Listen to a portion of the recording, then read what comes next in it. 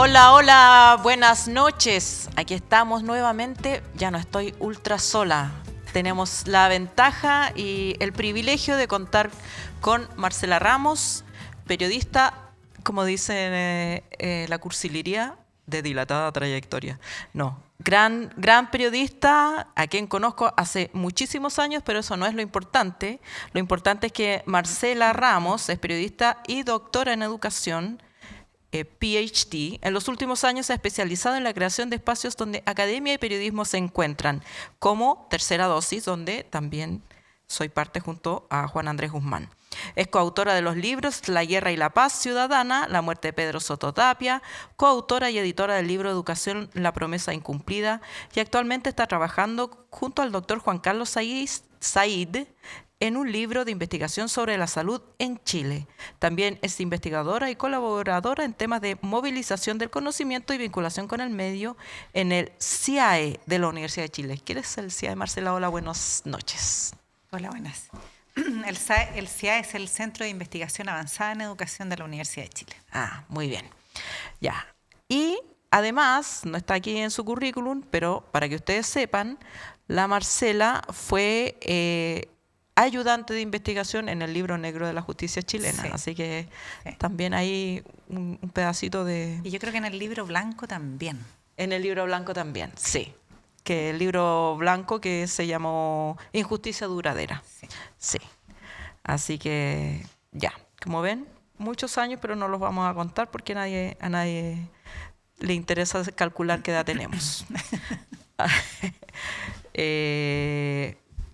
Bueno, antes de dar la partida, les quiero contar que este fin de semana fui a ver la obra Esa cosa animal de Lina Meruane, que tuvo una temporada cortita en Chile y que trata sobre los rollos, diría yo, los rollos de ser madre, los rollos que tenemos todas y las complejidades, no solamente de ser madre en las mujeres, también se toca el tema de la maternidad, paternidad de las personas gay y de la relación con la madre. Es una obra que tiene muchas capas, muchas lecturas, muchas complejidades que escribió Lina Meruane y que actúan tres chilenos, tres actores.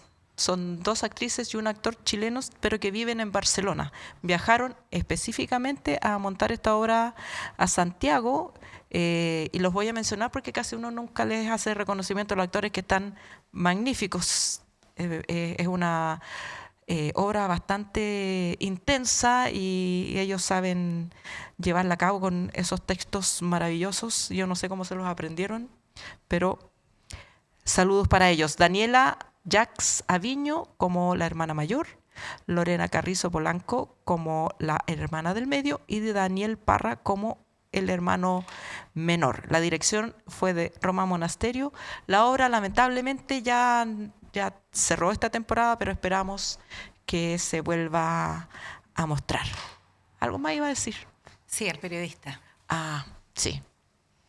Y que nos despertamos hoy, pero también me parece que la noticia comenzó a circular ayer sobre el asesinato de uno de los periodistas más reconocidos de Al Jazeera.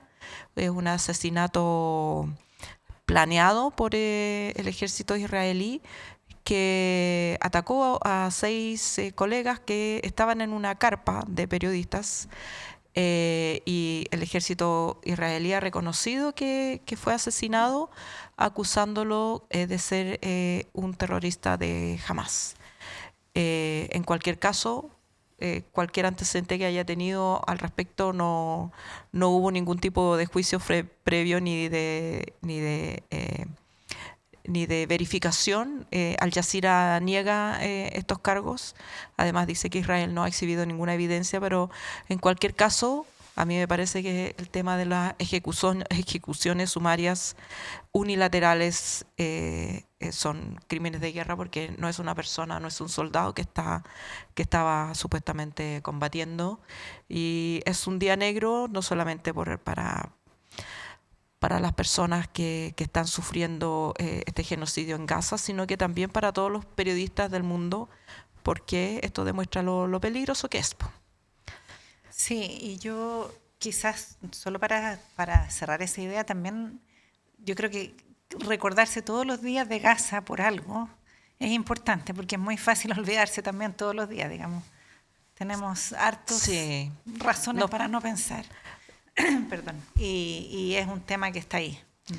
Sí, pues a veces la impotencia hace que uno quiera mirar para otro lado, pero si todos los días, aunque no podamos hacer nada o nos sintamos impotentes, por lo menos podemos hablar de Gaza y apoyar iniciativas, y por ahí está la lista de empresas que apoyan el genocidio, que uno puede dejar de comprar o de adquirir esos productos. Sí. Yo tengo, quizás traje temas más fome, pero bueno, no importa, la primera vez son así. Es la primera vez, entonces traje estadísticas fomes y como, bueno, no importa. No voy a ponerlo bueno, o sea, voy a ponerla por el lado bueno. No, pero es que una estadística que también es como el desafío y tiene que ver un poco con el programa hoy día. La estadística del desempleo ilustrado, 8,1%.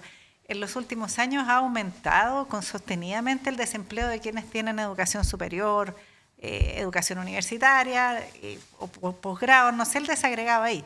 Pero sí es un fenómeno nacional y también internacional en muchos países, y es un desafío creciente para el cual no tenemos una respuesta clara. Durante años se generaron políticas públicas y un discurso y una narrativa en torno a la formación de capital humano, el programa de Becas Chile. Todo eso tiene una narrativa. Necesitamos formarnos mejor para tener, ¿no es cierto?, capas profesionales mejor preparadas que van a ocupar puestos y van a mover este país hacia el desarrollo. Dicho en términos positivistas, pero esa era la línea del capital humano.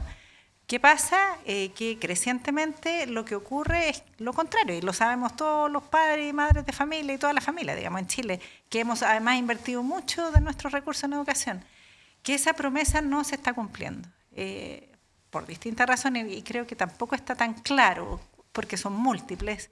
Hay menos espacios laborales, es crecientemente más difícil, pese a que estudiaste y tienes muchos diplomas, ocupar ese espacio. Entonces me parece que estos temas que son difíciles además de resolver, pero debieran estar, o me pregunto cómo van a incorporarse en las campañas presidenciales, cómo vamos a incorporar el problema a la narrativa que generamos, a la narrativa del mérito, porque hay ahí una promesa que no se cumplió y hay nuevas generaciones a las que hicieron toda la pega, pero no está resultando. Entonces, es una cifra sobre la que llamar la atención y que me parece importante. Sí, y que la estadística en Chile, por lo que recuerdo, menores de 30, esa se dispara a 16%. Claro, entonces, es además también un problema de las nuevas generaciones más desde crecientemente. Claro, desde la nueva generación, y cuando hablamos del tema, por ejemplo, de baja de la tasa de nacimiento, de natalidad, problemas de acceso a la vivienda, todo un poco esto va conversando. Entonces ahí uno va entendiendo más contextualmente lo que pasa, que no son cosas aisladas, generaciones que no quieren tener hijos por razones que vienen del cielo, digamos. O sea, hay razones de harto pragmatismo también. Bueno, ahí quedamos con las estadísticas para pensar, y mientras piensan nos vamos a una pausa porque ya vienen las noticias.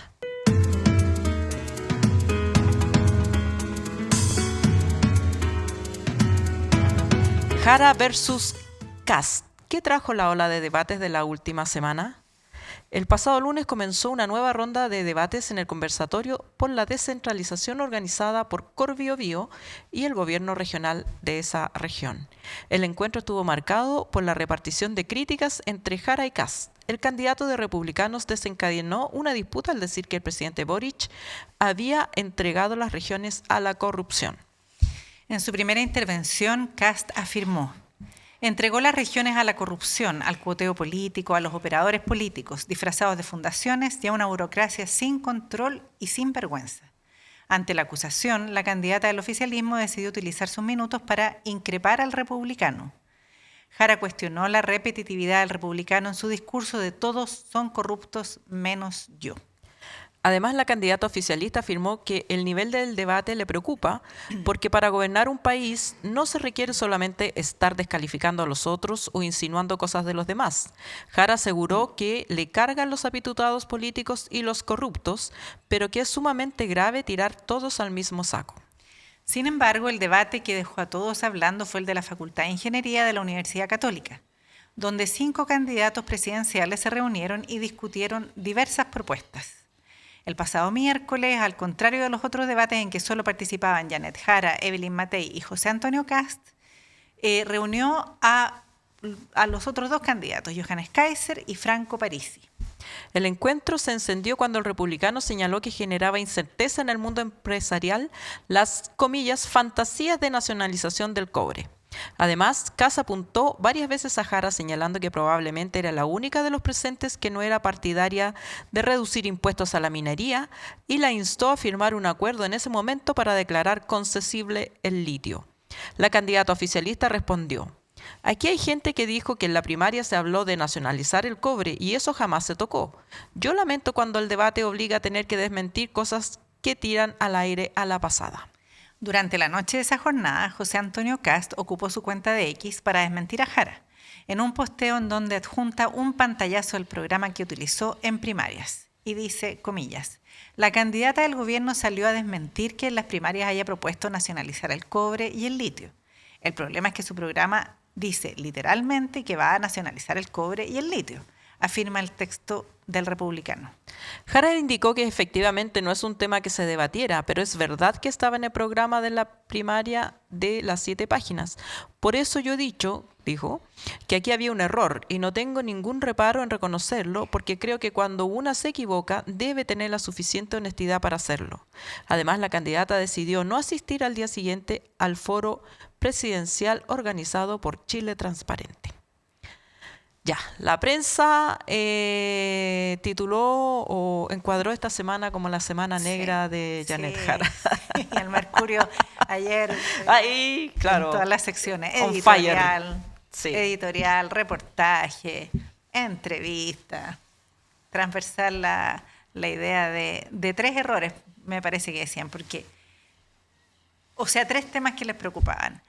Cuando ella dice me equivoqué, entonces venían 3 preguntas. Me equivoqué porque no leí mi programa, me equivoqué porque mentí, me equivoqué porque no estoy de acuerdo con la nacionalización del cobre, o sí estoy de acuerdo y en realidad no lo puedo decir. Entonces eso era más o menos la tónica. La tónica de las columnas. Sí. ¿Y qué te parece? O sea, ¿hay razón para llamarlo la semana negra de Janet Jara o como...? A ver, yo creo, no, es una cosa del periodismo y necesitamos nombres y semanas y cosas, y es bueno ponerle nombre. Yo ahí, en eso creo, me gusta el periodismo. Sí. No, y no voy a reinventar el Mercurio ante nadie, digamos. No, lo que sí me parece, y creo, y que es lo que vamos a hablar seguramente con Alberto, es que hay dudas sobre Jara, sobre cómo está, o sea, ¿va a subir de ese 20 y tanto % o tiene un techo? Y entonces... Y bueno, y hay muchas ganas de que sea así, por eso digo, o sea, hay lecturas evidentes que uno puede hacer, pero me parece también que en torno a la candidatura, a los equipos de la candidatura, hay dudas. Y entonces cualquier error es leído también desde las dudas. Si fuera, y desde lo que puede pasar, y además quién va a participar en el programa, a mí me parece que no es tan claro. Otro entrevistado hoy día, Francisco Buenchumilla, cómo están participando los partidos en la elaboración del programa. Pero, y también, por supuesto, está el espacio de la candidata comunista y los fantasmas del comunismo. La nacionalización del cobre, expropiaciones y toda la cartera, toda la carta, digamos, que te da la candidata comunista y que el Mercurio va a aprovechar siempre. Pero me parece, por eso digo, que hay cosas objetivas esperables, sí, pero también hay una... Sí, dudas. Yo creo que, o sea, visto todavía como a mayor distancia, yo creo que una cosa es lo que le preocupa al Mercurio como tema, digamos, por supuesto que fue un traspié y el traspié se va a aprovechar, digamos, sin piedad. La otra lectura es lo que le importa a los partidos políticos y yo creo que ahí hay hay una bolsa de gatos más o menos evidente porque la candidata fue electa en una primaria donde solo importaba ella y sus habilidades para desempeñarse como candidata. Pero ahora está en una etapa donde hay que consensuar un programa que se está consensuando en este minuto mientras hablamos. Entonces, no hay un programa que ella pueda representar aún. Y por lo tanto, todas las palabras que salen de su boca son sobreinterpretadas porque en realidad no se sabe cuál es el programa. Y el tercer aspecto me parece a mí que es si esto que le preocupa a los partidos es realmente lo que la ciudadanía quiere escuchar. Y me parece que todo el relato de esta segunda parte ha sido que Jara lleve un discurso donde se compromete a respetar todas las sensibilidades políticas. Y es como un poquito como el directorio de TVN, que no puede decir nada que hiera a la izquierda, no puede decir nada que hiera a la derecha, entonces al final no puede decir nada. Y yo creo que eso es pésima estrategia electoral, porque uno tiene que decirle algo a la ciudadanía. Ahora, ¿por qué la ciudadanía debiera votar o no votar por Jara? Y ese punto no está resuelto. No está claro. Bueno, también hay que reconocer que estamos en la semana de la inscripción de las listas, o sea, una semana de vidrio. De digamos. vidrio. Delgadito, además, delgadito. Claro, exacto, de la semana negra a la semana de cristal, no sé, Sí. O sea, es una semana particularmente delicada, pero estoy de acuerdo. Yo busqué qué dice el programa, o a ver, qué podemos saber del programa de Janet Jara. Y efectivamente, hasta donde encontré, no busqué, o sea, busqué lo posible, pero las señales que tenemos es trabajo decente, desarrollo sustentable, justicia, crecimiento sustentable con empleo decente, esos son los ejes. Seguridad pública, vivienda y salud y educación. Eso es todo. Claro. Y son 4 años. Ahora, entiendo, salimos recién de la primaria, pero hay una pregunta. Cuando tú le preguntas lo mismo, y también lo sabemos, ¿no? Al candidato Kast, delincuencia, seguridad ciudadana, migración. Listo. Concreto, efectivo, y esto también es una experiencia de candidatura de tiempo. Pero hay una pregunta en torno al programa, efectivamente. ¿Cuál va a ser la reforma, la gran reforma o la gran narrativa, digamos? Claro, y es difícil tener una gran narrativa cuando cualquier propuesta, si no le parece a un sector, se puede... es como el vestido de la Cenicienta, así como en cualquier momento las hermanastras se enojan y te desarman el vestido. Exactamente. Entonces, bueno, vamos a ver qué pasa, cómo sigue la candidatura y vamos a conversar sobre este tema y otros de la política, por supuesto, con el analista, sociólogo y amigo de esta casa, Alberto Mayol, a quien vamos a aprovechar que está en Chile para que converse con nosotros. ¿Buscas ese disco de vinilo que le falta a tu colección? ¿O quizá un libro sobre tu artista o banda favorita? Somos la tienda de música.cl, una disquería y librería de música online con un amplio catálogo de discos de vinilo de todos los estilos y una dedicada selección de libros sobre la música y los artistas que tanto nos gustan. Despachamos a todo Chile y por compras sobre 79.900 pesos, todo envío es gratuito. Visítanos en www.latiendademusica.cl, el rincón online para amantes de la música. Y aquí está el entrevistado más esperado del año, Alberto Mayol, que es sociólogo y ustedes saben además, ¿cómo se dice respecto a las encuestas? No puedes decir autor de la encuesta, es normalmente hay neologismos horribles como encuestólogo, cosas así horribles. El compositor, vamos a decir el compositor de la encuesta de la Cosa Nostra. Sí, hay encuestas que son bien de composición. Sí, hay harto de composición. Sí, hay varias que son bien compuestas, digamos. Estábamos hablando, Alberto, sobre lo que la prensa ha tildado como la semana negra de Janet Jara, pero como pie forzado para hablar de lo que está pasando en las campañas y, por supuesto, lo que nos puedas decir sin violar el pacto de preeminencia que tienen los Cosa Nostreros respecto de la encuesta que, según nos decía, sale esta semana. Sí, el miércoles la presentamos, ya estamos con el terreno terminado. A ver, mira, lo que pasa es que yo creo que hay una cosa que ha costado, o sea, y con razón cuesta que se entienda, porque es inusual. Esta elección no es una elección de candidatos, ¿ya? Básicamente porque nosotros venimos de un ciclo muy, muy importante, de un ciclo que parte con un movimiento, por decirlo así, destituyente, que termina en un proceso de reconstrucción fallido por izquierda y por derecha, y por tanto el sistema se va a blanco, ¿ya? Queda sin nada, y en los peores casos queda en negro. O sea, no solamente no hay nada, sino que además ya, como que tú decís, ya cerremos por fuera y no hay nada que hacer, ¿ya? Entonces una parte queda vacía, y el vacío en la sociedad es horroroso porque alguien lo llena, ¿ya? O sea, donde desaparece la institucionalidad, lo que aparece es el crimen organizado. Siempre que desaparece algo, aparece otra cosa. Entonces, esta campaña no es una campaña de candidato. Entonces uno ve de repente así como campañas diseñadas tipo candidato, como un producto que va a salir y qué sé yo, vamos a ir al debate, vamos a hacer esto, tal jugada, y se desmorona, ¿ya? Entonces, el problema es que necesitas tener una visión del momento histórico. O sea, esto suena como absurdo y súper intelectualizado, pero es la verdad. Hay momentos en los cuales tú no puedes operar simplemente con las estrategias publicitarias ni nada por el estilo, porque la haces el lunes, el martes están todos felices, buenos resultados, y el jueves está en crisis. Pero perdona que te interrumpa, no es una campaña de candidatos, es una campaña de... Escenario. El escenario. De el ideas, escenario de es lo que narrativas. importa. Si tú quieres ganar la campaña, tienes que construir un escenario. No tienes que construir un candidato. Tienes que construir un escenario. ¿Y no siempre es así?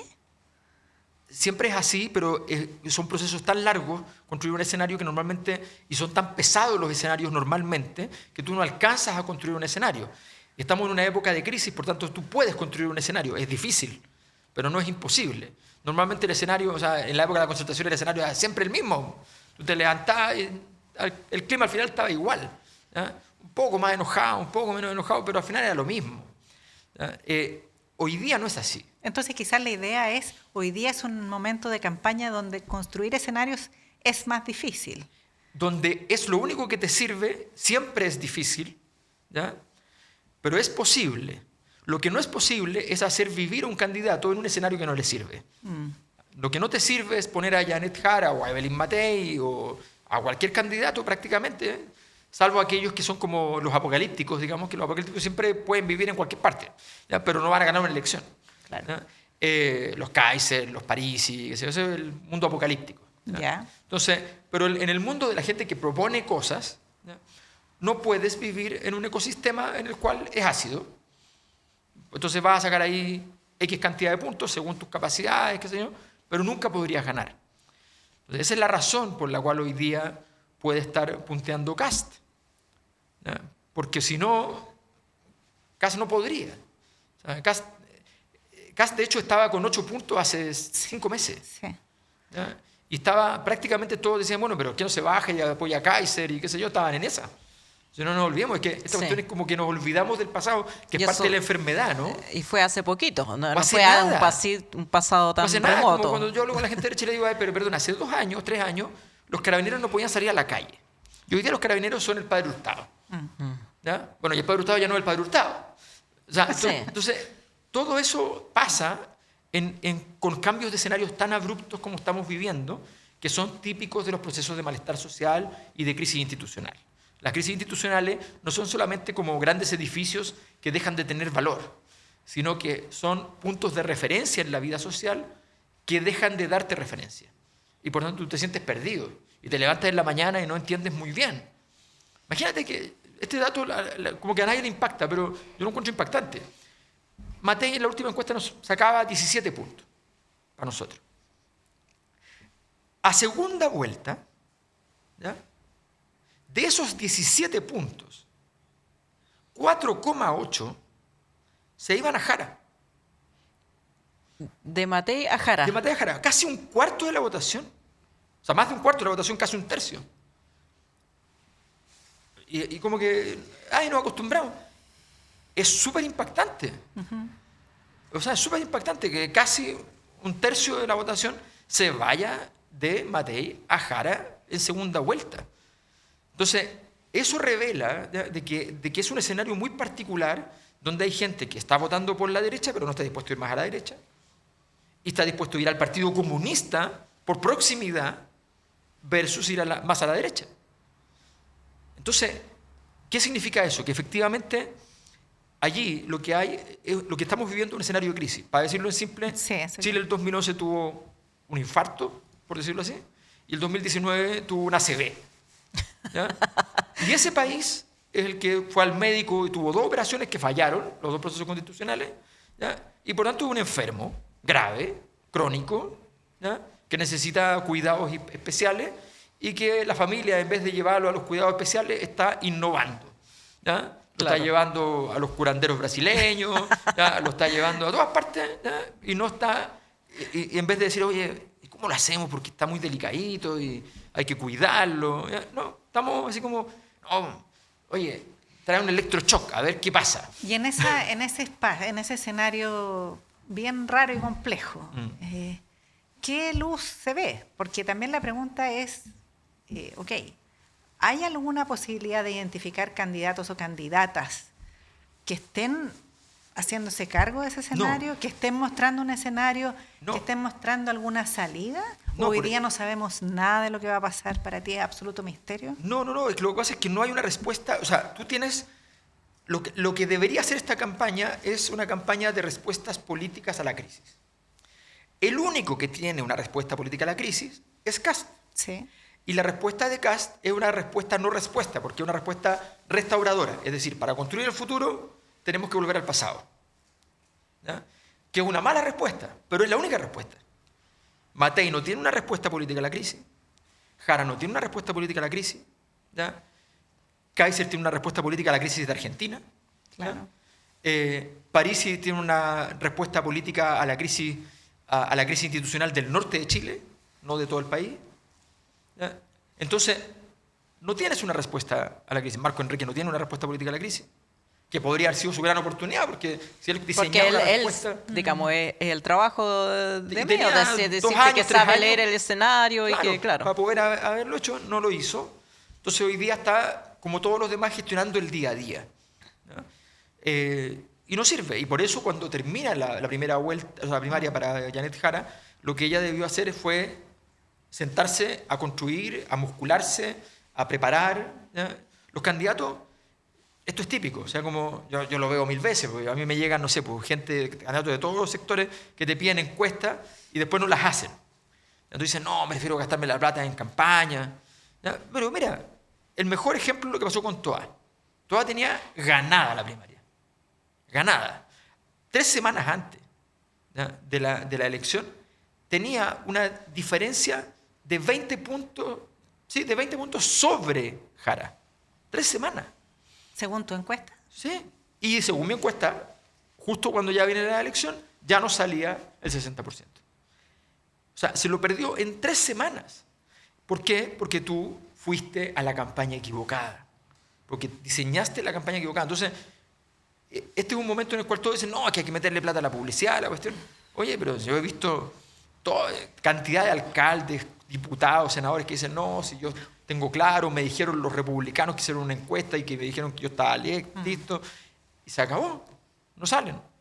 O sea, pero entonces de tu análisis también yo puedo concluir que los candidatos, las candidatas están asesoradas por malos equipos también. No, digamos. lo que pasa es que los equipos de campaña en un ciclo de crisis no dan el ancho. Porque el problema que tienes es un problema general. Para decirlo en simple, el malestar social no es lo que la gente cree. La gente cree que el malestar social es lo contrario del bienestar. O sea, yo estoy bien, estoy con plata y no tengo malestar social. Perdón, no es así. Si tú te fijas hoy día, ¿cuáles son los superimpugnadores enojados con el país? Los millonarios. ¿Ya? Los millonarios que no se podrían gastar la plata en su vida están muy enojados. ¿Ya? ¿Por qué? Porque hay malestar social. El malestar social, y el malestar social no es el enojo, es cuando tú dejas de entender para qué existen las instituciones, para qué existen los líderes políticos, para qué existen los partidos, ¿Para qué existen los impuestos? para qué existen los impuestos, para qué existe todo. Tú dices, ya no entiendo nada. Entonces, esta cuestión es desagradable porque me levanto y no tengo puntos de referencia, no puedo fluir por el mundo. Bueno, ese proceso de malestar social está hoy día en la derecha, en la izquierda, ¿ya? Y esto no es en Chile solamente. O sea, hay 60, 70 países del mundo que están en la misma situación. Entonces, y nosotros estamos aquí jugando aquí un problema coyuntural, específico, ¿ya? La culpa fue el estallido, dicen unos, ¿ya? La solución era el estallido, dicen los otros. No. Alberto, uno ve un poco como la confusión de los niños que no tienen padres, o que no tienen, como dice ahí, normas. Sí, No hay normas, entonces el niño cree que puede salir a la calle y cruzar y no está consciente del riesgo que te pasa un camión por encima porque nadie le ha dicho o no lo puede percibir por sí mismo. Exacto. Y uno espera que esos padres sean, en este caso, los partidos políticos, que son los llamados a estructurar los intereses y una cierta narrativa, una cierta lectura del escenario. Pero pareciera, por lo menos en el caso de Janet Jara, que ahora que entraron los partidos y se creó este comando, hay una imposibilidad casi completa de ponerse de acuerdo en una línea de programa, porque una línea que se escribe por la izquierda la va a impugnar la DC y la línea de la DC la impugna. Como escribir un programa en el que estemos todos de acuerdo es como imposible, y la candidata como que ha perdido esa frescura, esa intuición de lectura que le hizo ganar la primaria. Es que hay dos problemas ahí. Uno que es coyuntural de la forma en que se gestionan este tipo de situaciones, y otra cosa que es más profunda, que tiene que ver con la ausencia de política. ¿Ya? Nosotros confundimos la política con lo electoral, y los partidos ni hablar. ¿Ya? Entonces, es que yo tengo que salir electo. Eso es todo el problema. Claro. ¿Ya? Tengo que salir electo. Y tampoco saben cómo salir electo. Se salen o sea, porque lo pusieron en la mejor posición, eso es todo. O sea, al final la conversación interna, todo queda allí. Nadie quiere hacer política, nadie quiere ir y decir, oye, hagamos tal cosa, hagamos tal otra cosa, tratemos de plantear tal discusión. No, eso es política. Y yo quiero ahora ya tener la garantía de que estoy en el lugar correcto para salir. Entonces, mientras los partidos van en eso, lo único que ayudan es que no haya ninguna posibilidad de construcción política, de comprensión del escenario. No hay nada. No hay absolutamente nada. Entonces, los partidos están, además que, vamos a decirlo en simple, o sea, la gente mucha de la gente que está en política es gente, antiguamente yo una vez estaba en una reunión de empresarios, qué sé yo, y empezamos a hablar, entonces le digo, bueno, pero a ver, ¿cómo era antes? ¿Ya? ¿Cómo era antes, hace 50 años, qué sé yo? Bueno, tu hijo que tenía el mejor título no se iba a la empresa, se iba a la política. ¿Ya? Y el que tenía el peor título se quedaba en la empresa. Ahora nadie haría eso. Mandan al que tiene el mejor título a la empresa, y a la política lo mandan a ver si funciona ahí, ¿no? Entonces, hay un problema de hacer política al respecto que es bien grave. Y por otro lado hay un tema de las campañas que son altamente intensas y no tienen planificación alguna. O sea, yo fui candidato y yo te juro que el 85% de las cosas que hice no las haría. O sea, estás todo el día yendo a lugares que no te van a servir de nada, a jugar a ser irrelevante por todo lo alto, ¿ya? Cuando tú lo que tienes que hacer es, día por medio, hacer algo significativo, interesante, no así espectacular, pero que tenga juego, que tenga siguiente jugada. ¿Ya? ¿Pero tú crees que falta liderazgo, por ejemplo, para poner el concepto más claro, digamos? ¿Falta liderazgo de Janet Jara? ¿Falta claridad, si pensamos en el caso de Matei, falta finalmente ser una candidata o no? Porque está todo el tiempo con la sombra de la van a bajar, los partidos no quieren tomarse, los parlamentarios no quieren tomarse fotos con ellos. O sea, también la política te da señales concretas. Sí. Entonces, ¿hay problemas de liderazgo? O sea, ¿Jara debiera activar un liderazgo mayor? Lo que pasa es que, por eso te digo que en el fondo el problema es sistémico, porque, a ver, el candidato es una persona que a los 10 días de candidatura tú ya no ves el escenario. ¿Ya? Tú ya... Está ahí en la máquina. Está ahí en una máquina, está ahí en el jugo. Eres parte, tú eres el animal del zoológico. de allá a todas partes, ¿ya? Y tú no sabes cuál es ese contexto. No tienes cómo tú estar a cargo del programa, de saber si la visita es pertinente. Te necesitas equipos ahí. ¿Ya? Y los equipos, ¿ya? Están bombardeados a su vez de gente que llega a los comandos y te dice, hoy hay que hacer esto, hay que hacer esto otro, y a todos hay que darle trato. Claro. A todos hay que... Entonces, es un deporte de altísima complejidad y altísimo riesgo. Entonces, los mecanismos de higiene son los más importantes. ¿Ya? Tú no puedes ir a la tele, no puedes ir a un debate sin haber dormido harto, sin haberte tranquilamente duchado en la mañana o incluso si es en la tarde, ¿ya? O sea, hay un conjunto de elementos que no puede ocurrir que tú te bajes del auto, vienes llegando desde Rancagua, Hablando por celular. Y te estás entrando a una radio. No, tú tienes que tener una minuta respecto a quiénes son los conductores de esa radio, qué es lo que le han preguntado a otro, cuáles son sus comentarios que han estado haciendo. Eso es un equipo de trabajo. ¿Ya? ¿Y ese día? Ese nivel de profesionalización, además, en Chile es muy inusual. Tú eres, Alejandra vivió en Estados Unidos esa cuestión está, pero No, pero Claro, es mecanizado. impresionante, es impresionante. Sí. Además, Pero en Chile también tenemos, o sea, es que por eso trato de llevar un poco o quizás no sirve el comparativo, porque hemos tenido, no sé, el fenómeno Bachelet, o tuvimos la presidencial cuando Lagos pierde frente a Lavín en esa primera vuelta y tiene que rearmar su equipo. O sea, tenemos también memoria de campañas. Pero Lagos, por ejemplo, en ese momento hizo el gesto político que nunca se hace, que es decir, nos equivocamos. Sí, pues me equivoqué. He escuchado al pueblo. Escuchaba al pueblo y hay que cambiar. Entonces, Claro. ese margen Sí. fue lo que le permitió, en el fondo, conectar moralmente con Exacto. la ciudadanía. ¿Y hoy día? ¿Ya? Nadie lo hace. Todos defienden la postura que antes tuvieron porque no estaban equivocados, por lo que sea. Hay una suerte también de paralización, es un momento político particularmente complejo. Claro. Pero, Para- por ejemplo, en el caso concreto de esta semana, Janet Jara reconoció que se había equivocado respecto del tema de la nacionalización y inmediatamente la debilidad es aprovechada de manera feroz. Nadie dice, bueno, sí, reconoció, sino que ¡ah! ¡Se equivocó! Entonces... Eso es escenario. Eso tiene que ver claro. con el escenario. Cuando Ya. tú estás en un escenario ácido y te equivocas, te comen. Claro. ¿Ya? Cuando tú... A ver, José Antonio Kast en su campaña ha cambiado de primera a segunda vuelta. Lo mismo, o sea, lo cambió con el tema, ¿se acuerdan? Con el tema del Servicio Nacional de la Mujer. Al programa. El programa, Claro. lo estaba en el programa en primera vuelta, lo cambió para segunda vuelta, dijo que no era así, que lo iban a cambiar y que se vio que era un error. ¿Ya? Llamaba a la PGU. La PGU, o sea, has tenido, hay al menos 3 casos en los cuales él ha tenido ese tipo de situaciones.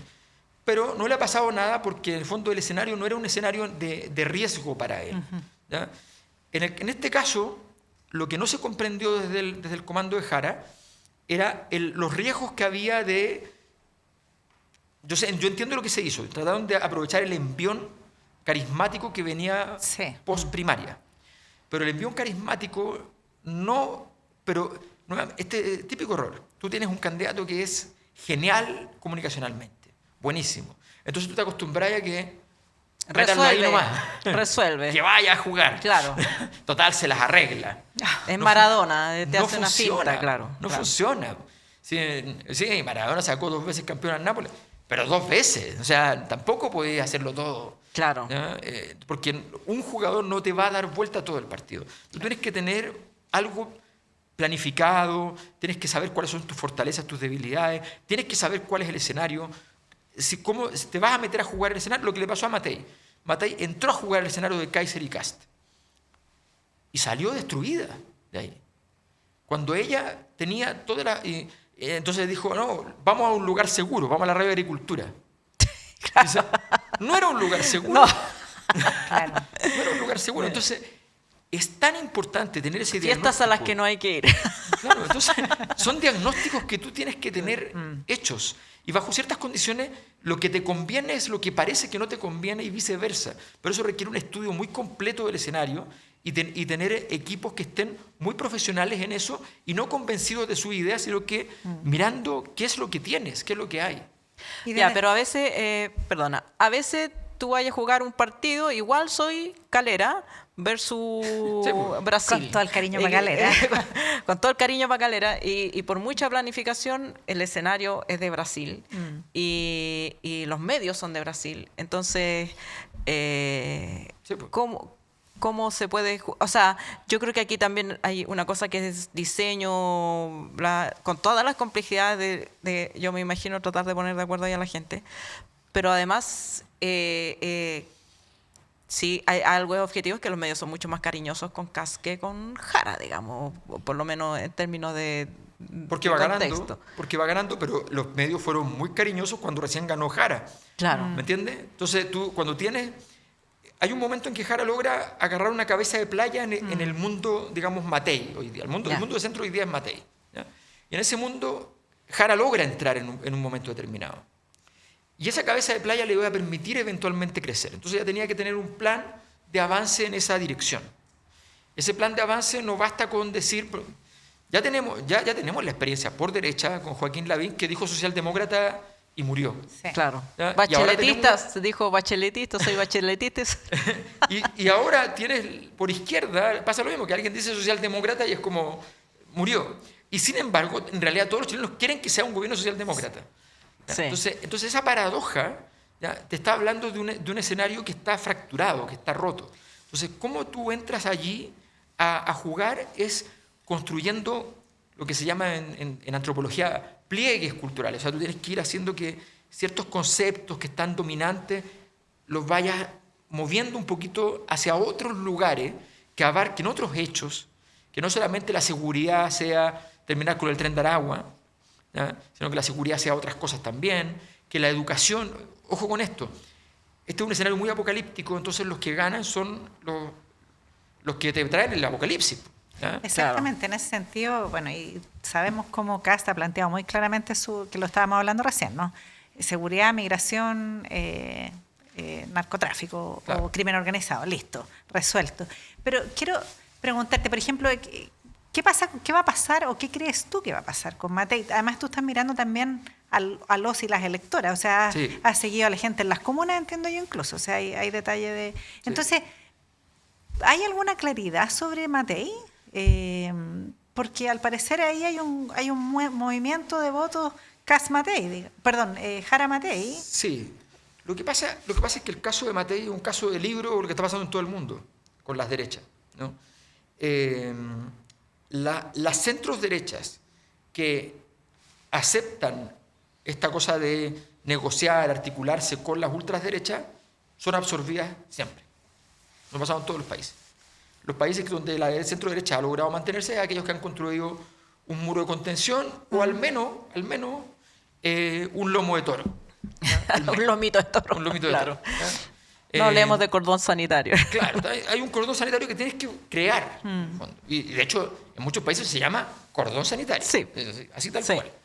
Y muchas derechas han sido súper enfáticas al respecto y han estado dispuestos a votar por los verdes, han estado dispuestos a votar por cualquiera que no sea la ultraderecha. Para que no ocurra.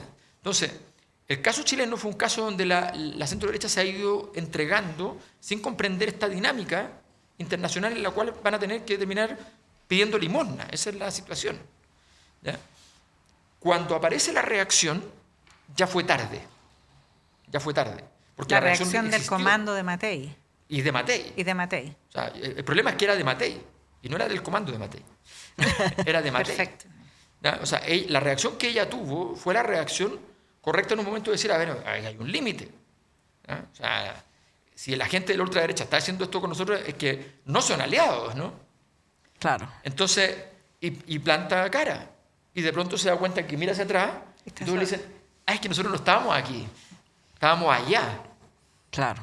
Entonces, eso es lo que pasó. Lo que está pasando con el empresariado, yo lo llamo el fenómeno lista del pueblo. ¿Ya? Uh-huh. Pero en este caso no es el pueblo. Lo que está pasando con ellos es que están convencidos, tal como estaba la lista del pueblo, de que Chile se había vuelto de izquierda, dijo la lista del pueblo. Entonces, que Chile se volvió de derecha.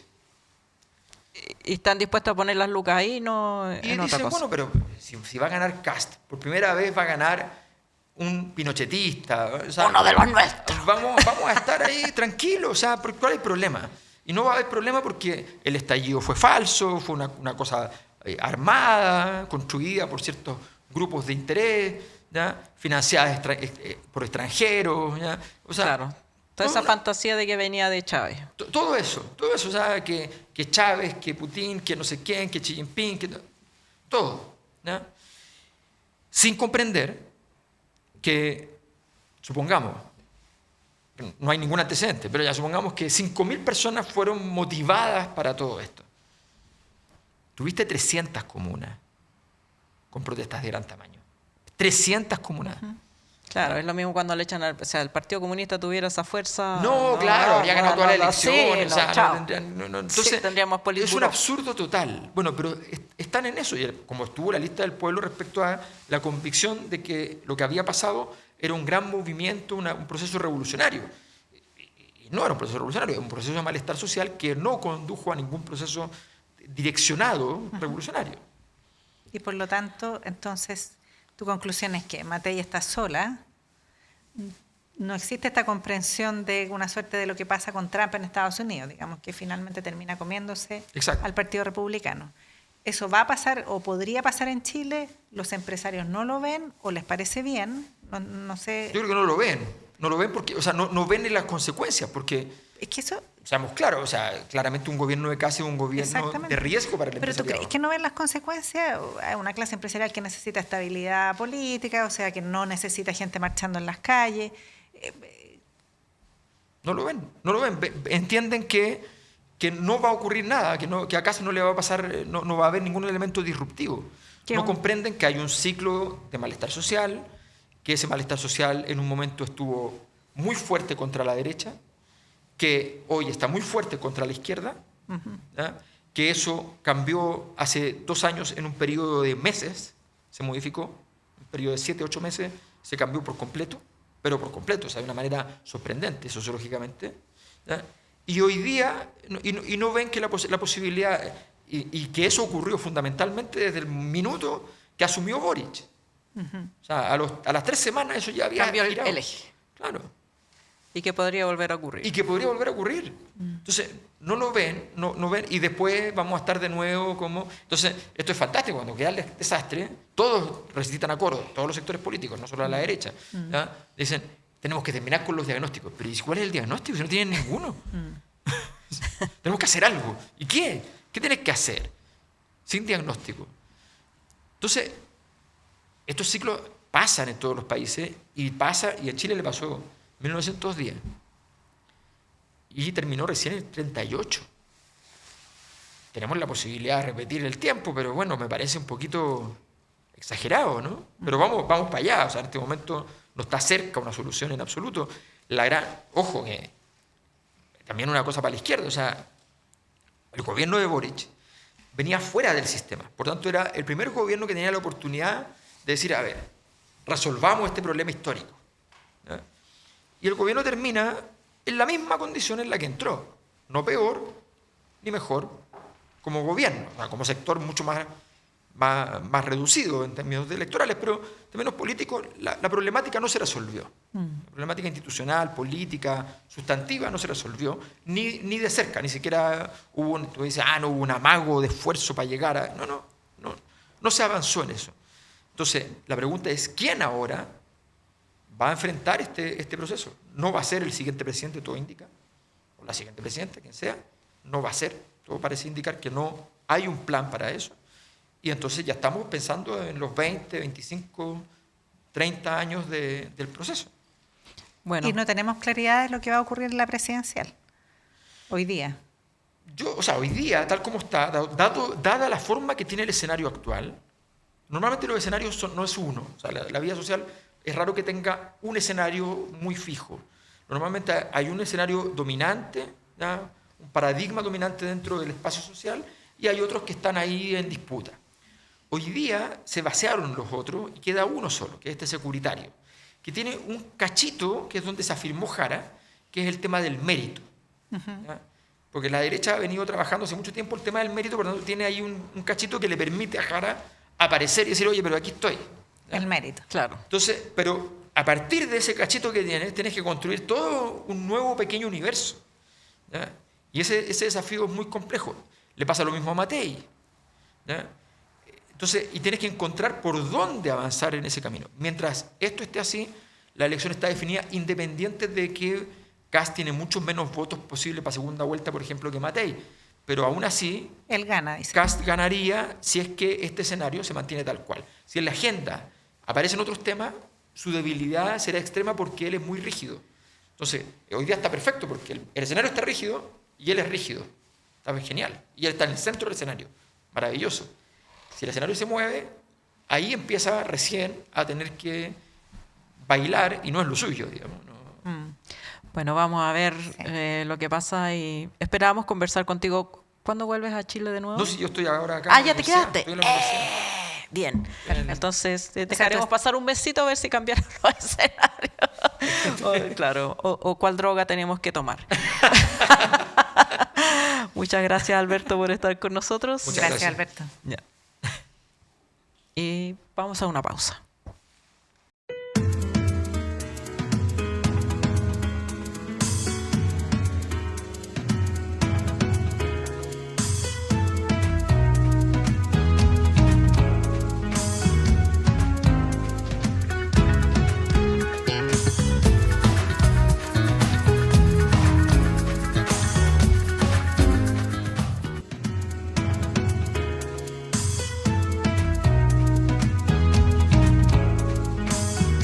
¿Cómo se vive la presión empresarial en las campañas de la derecha? El pasado lunes, oficialmente, el empresario Juan Sutil aterrizó en el comando de Evelyn Matei. El expresidente de la CPC se había involucrado anteriormente intentando ser un puente entre la exalcaldesa y José Antonio Kast. Según fuentes de Chile Vamos y cercanos al empresario, se acercó a los candidatos presidenciales para intentar lograr que ambos liderazgos incidieran en la negociación parlamentaria. Además, hay que recordar que hace algunos días, junto a otras 166 personas, Sutil firmó una carta dirigida a Kast, Matei y Kaiser, en la que se llamó a la unidad del sector en la competencia al Congreso. El texto contaba con tan solo 3 párrafos, en los cuales advierten el riesgo que enfrenta el país ante la posibilidad de que se extienda el gobierno actual. En el escrito, los firmantes manifiestan su convicción de que tenemos la oportunidad histórica de ganar la presidencia y el Congreso, pero advierten que si lo hacemos desunidos, la presidencia va a quedar a cargo de un militante del Partido Comunista y un Congreso afín a sus ideas.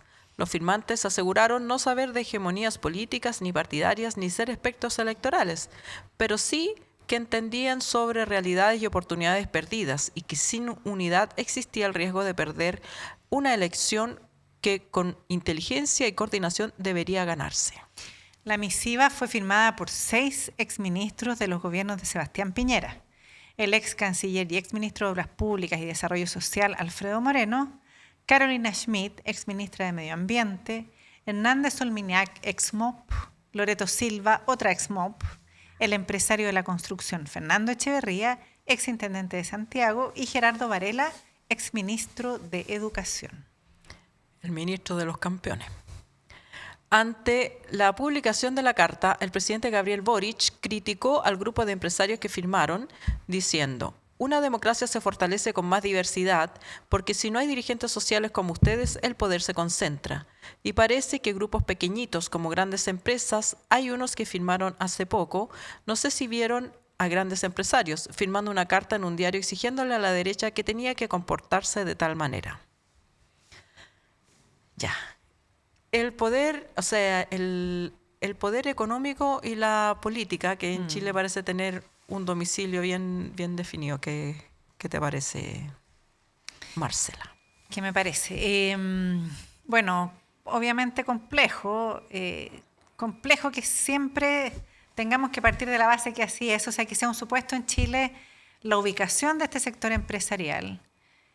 Peligroso que se manden amenazas a través de la prensa de que tienen que ordenarse. Complejo también porque, un poco retomando lo que recién hablábamos con Alberto, ¿no es cierto?, en un escenario en que arriesgamos posiblemente gobiernos de extrema derecha, en un contexto además donde parece que las instituciones no resuelven, no hay un camino democrático o de resolución de problemas a través de instancias institucionales. Bueno, en ese espacio el poder del dinero es aún más complejo, digamos, el poder de la, no sé, pues de la propiedad empresarial, de la propiedad de medios. Todo eso va generando daños a la democracia, digamos, cuando no tienes espacios donde el poder está mejor distribuido, ¿no? Hay espacios de voz, hay espacios de distribución, de influencia.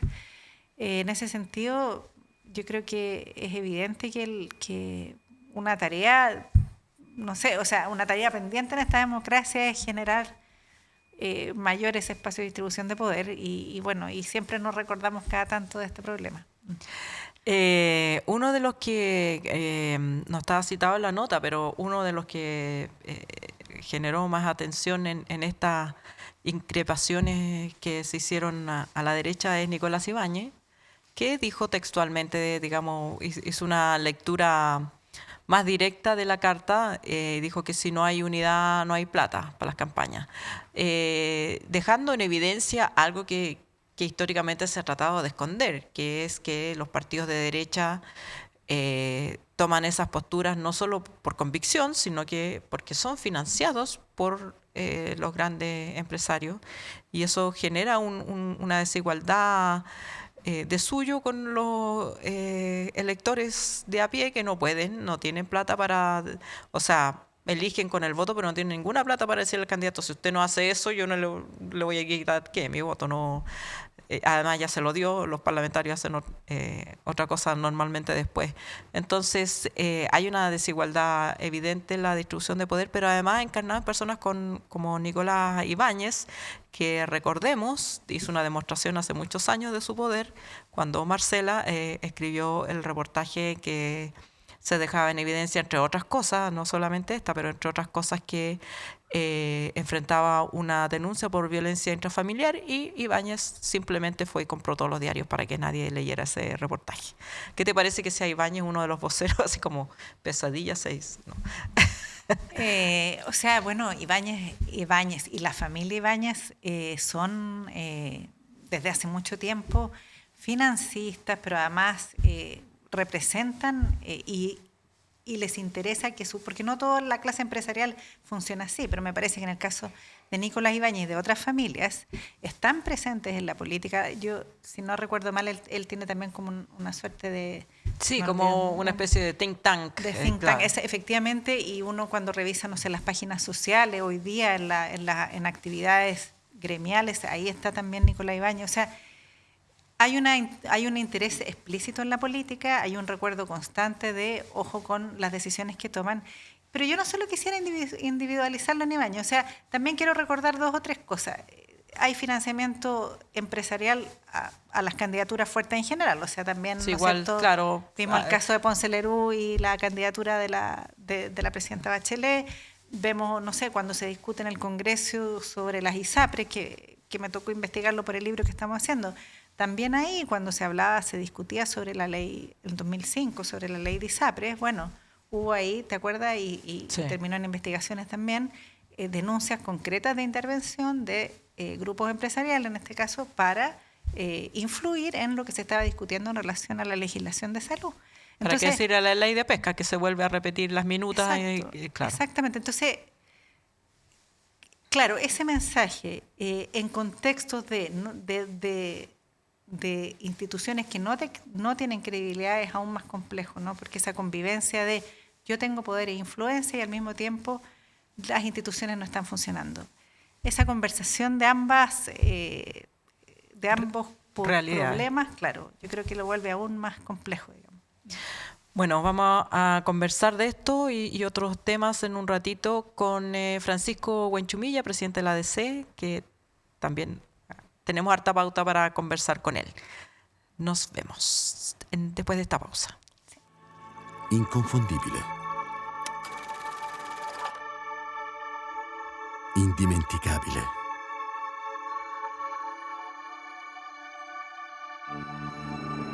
E il nostro caffè oggi riparte, portandoci a scoprire nuove parti del mondo.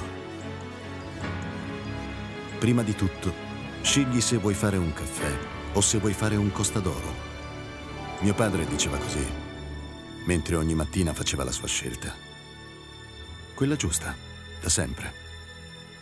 Ecco dove ci porta il nostro viaggio.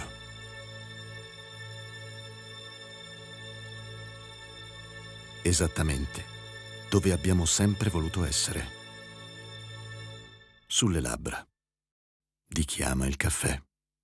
Bueno, y ahora continuamos. Le damos la bienvenida a don Francisco Buenchumilla, senador, presidente de la Democracia Cristiana. Entiendo que va a la reelección también por su región.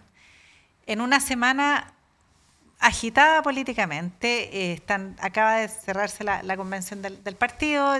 El ánimo es ir con lista única, pero quiero saber cómo está evaluando usted. ¿Hay posibilidad efectiva de ir con lista única en las parlamentarias? Esa es una pregunta. Y otra pregunta que otro tema que hemos estado discutiendo todo este programa tiene que ver con la semana de la candidata, la semana negra de la candidata, se dijo. Esos dos temas me gustaría que comenzara por abordar, por favor. Bueno, encantado, primero que nada, muy buenas tardes. Buenas noches.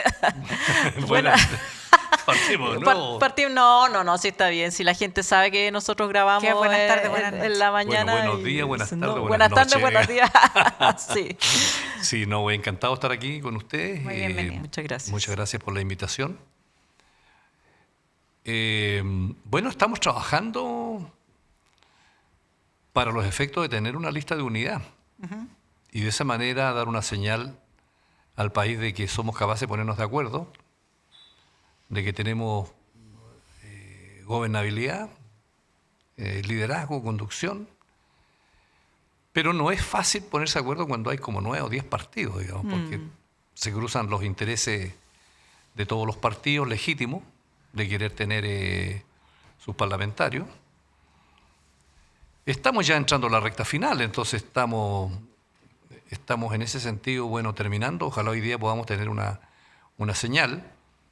Yo siempre dije que quería 3 cosas: quería una coalición, quería un programa y quería un acuerdo parlamentario. Sí. Entonces el acuerdo parlamentario, bueno, si no se puede en una lista, bueno, habrá que buscar otra alternativa, pero lo fundamental es que los objetivos centrales se mantengan. El ideal, por supuesto, es una lista de unidad, porque aparte de la señal, también te da mayores posibilidades desde el punto de vista de la ingeniería electoral, del rendimiento de las listas.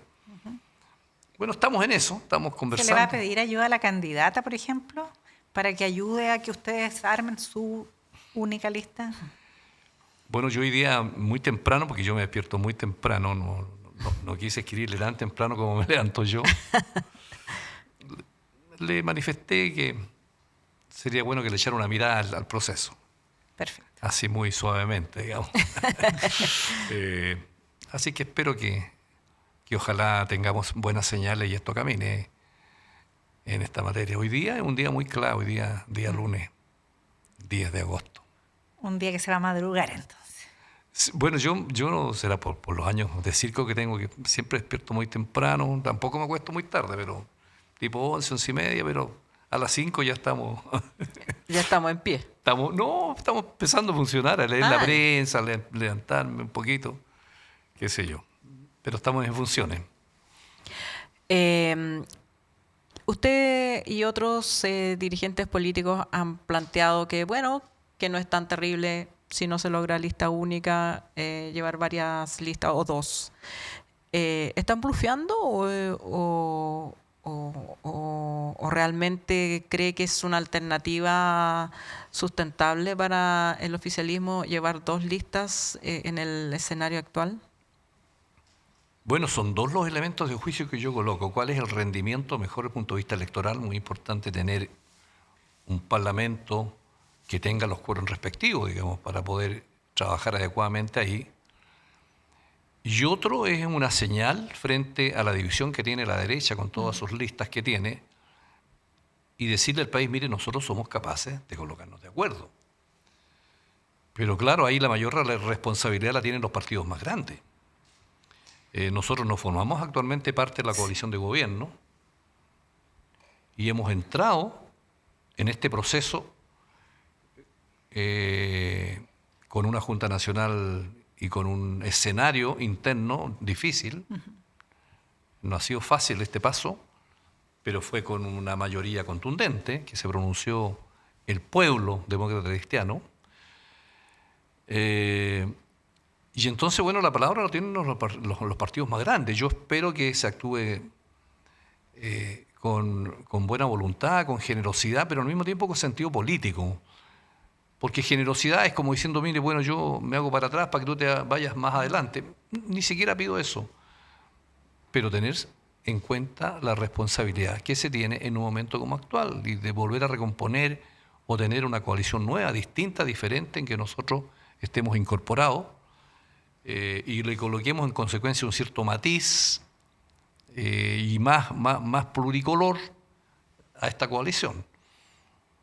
Pero yo he participado en tantas de estas cosas que ya nada a mí me extraña, digamos, cuesta, esto no es fácil. Sí, no es fácil. Pero ¿cuál sería la aspiración? Entonces sabemos que no puede decir aquí el número porque igual este es un juego de ajedrez, pero ¿con qué se quedaría conforme la democracia cristiana? Porque si vemos los números de postulantes están muy por encima de los actuales diputados que tienen o que debiera la democracia mantener para subsistir. Claro, uno coloca un número determinado de candidatos mucho más allá de los posibles, porque a veces cuando uno tiene que ir concretando se van cayendo algunos, se retiran, algunos tienen dudas. Entonces uno siempre tiene que tener reemplazantes, tiene que tener un plan A, un plan B y jugar en los distintos escenarios. Pero uno está un poco condicionado por la legalidad, porque tú tienes que tener a lo menos 4 diputados y tienes que tener un porcentaje, un 5%, de acuerdo con la ley. Entonces, claro, si tú no logras tener 4 diputados, evidentemente está complicado, digamos. Entonces, la responsabilidad es que se logre entender de que está el criterio primero de un número de candidatos y después las posibilidades de ser elegidos. Claro. Tú puedes llevar muchos candidatos y a lo mejor ninguno tiene posibilidad de ser electo. Usted está preocupado de la sobrevivencia de su partido. Entonces, claro, nosotros estamos ahí un poco en la sobrevivencia, no obstante que partimos con 5 diputados, se fueron algunos, pero ahora tenemos 9 diputados. Pero eso es volátil porque son independientes que vienen para acá y como vienen, a lo mejor pueden cambiar. Y entonces tú tienes que partir por un piso mínimo que es la legalidad. Y después tienes que tener otro concepto que es ser elegibles los candidatos. ¿Cómo logras eso? Bueno, entonces cuadrar esa caja, yo reconozco, no es fácil cuando hay muchos partidos y distintos intereses. ¿Y quién está en la ADC llevando esas conversaciones? ¿Quién se está comiendo el colon irritable? Bueno, hay un equipo ahí que encabeza la Alejandra Kraus, la secretaria nacional, y yo también voy cuando hay reuniones de los presidentes de los partidos, entonces concurro yo personalmente y he estado un par de días encerrado, hemos estado conversando, así que un equipo mixto de los presidentes más en la parte política y un equipo más técnico con las secretarías generales. Y está funcionando, como trabajamos alto. Me imagino. Pasamos a conversar de la candidata y de la semana de Jara, digamos, el tema del programa, la nacionalización del cobre. Usted ha hablado también de las necesidades y de las características que debiera tener el programa, pero quiero saber, ¿qué piensa de lo que pasó?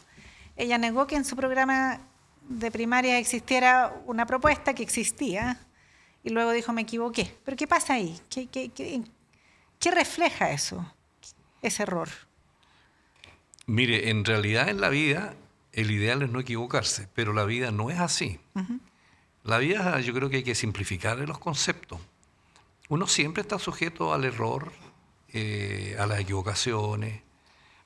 Entonces, eso no es lo central. Lo central es que nosotros logremos consensuar ahora, en esta etapa, un programa de gobierno que refleje una coalición que le quiere ofrecer a Chile un camino. Y eso se hace trabajando, porque uno hace muchos borradores. Uh-huh. Y uno, digamos, es un proceso en el que va madurando cuando se incorporan nuevos actores, cuando trabaja con los profesionales, cuando revisa los borradores y cuando los programas se leen, porque hay que leerlo. Entonces, yo digo que eso es perfectamente superable en la medida que ahora, cuando ya inscribamos la candidata, nosotros tengamos claridad nuestra hoja de ruta. Y nuestra hoja de ruta es el programa, pero sobre todo es que tú te pares frente al país y a la gente y tengas credibilidad. Uh-huh. Porque lo hace que la gente vote por ti, es que la gente te crea. por muchas cosas que te puedan decir o por muchos errores que puedas cometer. ¿Y usted Pero cree la que gente lo- tiene que hacerle un cuento y la candidata tiene que tener un relato, una identidad. que todavía no lo tenemos? Que la gente tiene que preguntarse quién es Yanez Jara para mí, con mis necesidades, con mis esperanzas, con mis dolores, con lo que yo espero de una presidenta de la República. ¿Qué significa? Si la candidata logra tener eso, bueno, eso es muy significativo. Para las primarias logró crearse un cuento, un relato rápidamente, y eso explica en alguna parte, en buena parte, digamos, el triunfo categórico que tuvo, que fue de un 60, no sé, 60-30, por ahí creo que fue. Sí. Entonces, esa es la esencia del liderazgo. Y yo conocí a Yanez cuando ella era ministra, iba al Senado, y yo la vi siempre una persona rigurosa, que dominaba sus temas, que se plantaba en la sala y era capaz, ¿no es cierto?, de dar sus argumentos, de escuchar a los senadores, de responder y manejarse adecuadamente como corresponde a un ministro de Estado, a una ministra en este caso. Pero no le había visto esas condiciones de salir a la calle, salir a las multitudes, salir a la gente, al espacio público, porque eso no es fácil. Mire, yo he sido candidato 7 veces, entonces, con éxitos o con derrota, pero ese es el desafío que tú tienes. Y entonces Yanez demostró ahí en la primaria que tiene su cuento. Ahora tiene que ya entrar a las ligas mayores con un programa definitivo y con un debate que vamos a tener a lo largo de estos 3 meses donde tiene que demostrar de que ella puede conducir el Estado. Pero al parecer todavía no ha salido de las primarias, o sea, todavía no se produce ese cambio 2.0, digamos, y eso es lo que puede alargarse. ¿Es corto el periodo de Yo creo que estamos en un proceso de transición, porque estamos con que la coalición tenga su lista parlamentaria. Eso es noticia en desarrollo estos días. Si tenemos un gran acuerdo, es una buena noticia. El programa se está haciendo. Ahora hay que revisarlo, confeccionarlo y que vamos a estar sometidos a la crítica y al ocultamiento, bueno, de la prensa, de la opinión pública sobre el tema. Y de ahí va a partir, bueno, el debate público el debate público nacional, que es el importante. Ahora, el programa, obviamente, que se ha sentido como una falencia en este periodo, porque alguien habla, no sé, cualquier persona, y digamos, la prensa lo toma como parte del programa, pero en realidad es la opinión de una persona. Todavía no está esta opinión consensuada. ¿Qué tanta dificultad hay entre este pluricolor de partidos de consensuar un programa? ¿O usted cree que va a ser fácil? Bueno, yo creo que hoy día, en el mundo de hoy, yo creo que no hay muchas alternativas, porque la pregunta es, ¿qué es hoy día el mundo? Digamos, hoy día el mundo donde el sistema capitalista se ha desarrollado en todas partes del mundo, en Europa, en Asia, en África, en América, donde la socialdemocracia, bueno, no da las respuestas que dio en el pasado. Entonces la pregunta, bueno, ¿y cuál es hoy día el modelo cuando tenemos una economía integrada, una globalización, una potencia como China que está en ascenso y que es capitalista en su sistema económico, pero que copa todos los mercados? ¿Qué podría ser un país chico como Chile en el extremo del mundo con un mercado de 18 millones de personas? Entonces las alternativas, digamos, no son muchas. Por eso que lo que nosotros tenemos que consensuar es cómo, siendo un país chico, podemos tener una economía que se integre al mundo, porque no se puede encerrar, porque dependemos de los mercados internacionales, pero que al mismo tiempo nosotros tengamos una posibilidad que la gente le dé esperanza, de que la vida se puede vivir mejor. De que los jóvenes tengan una esperanza de que no estudien en la universidad y después no hayan qué hacer. O que hayan 350.000 niños que no van al colegio, a la escuela.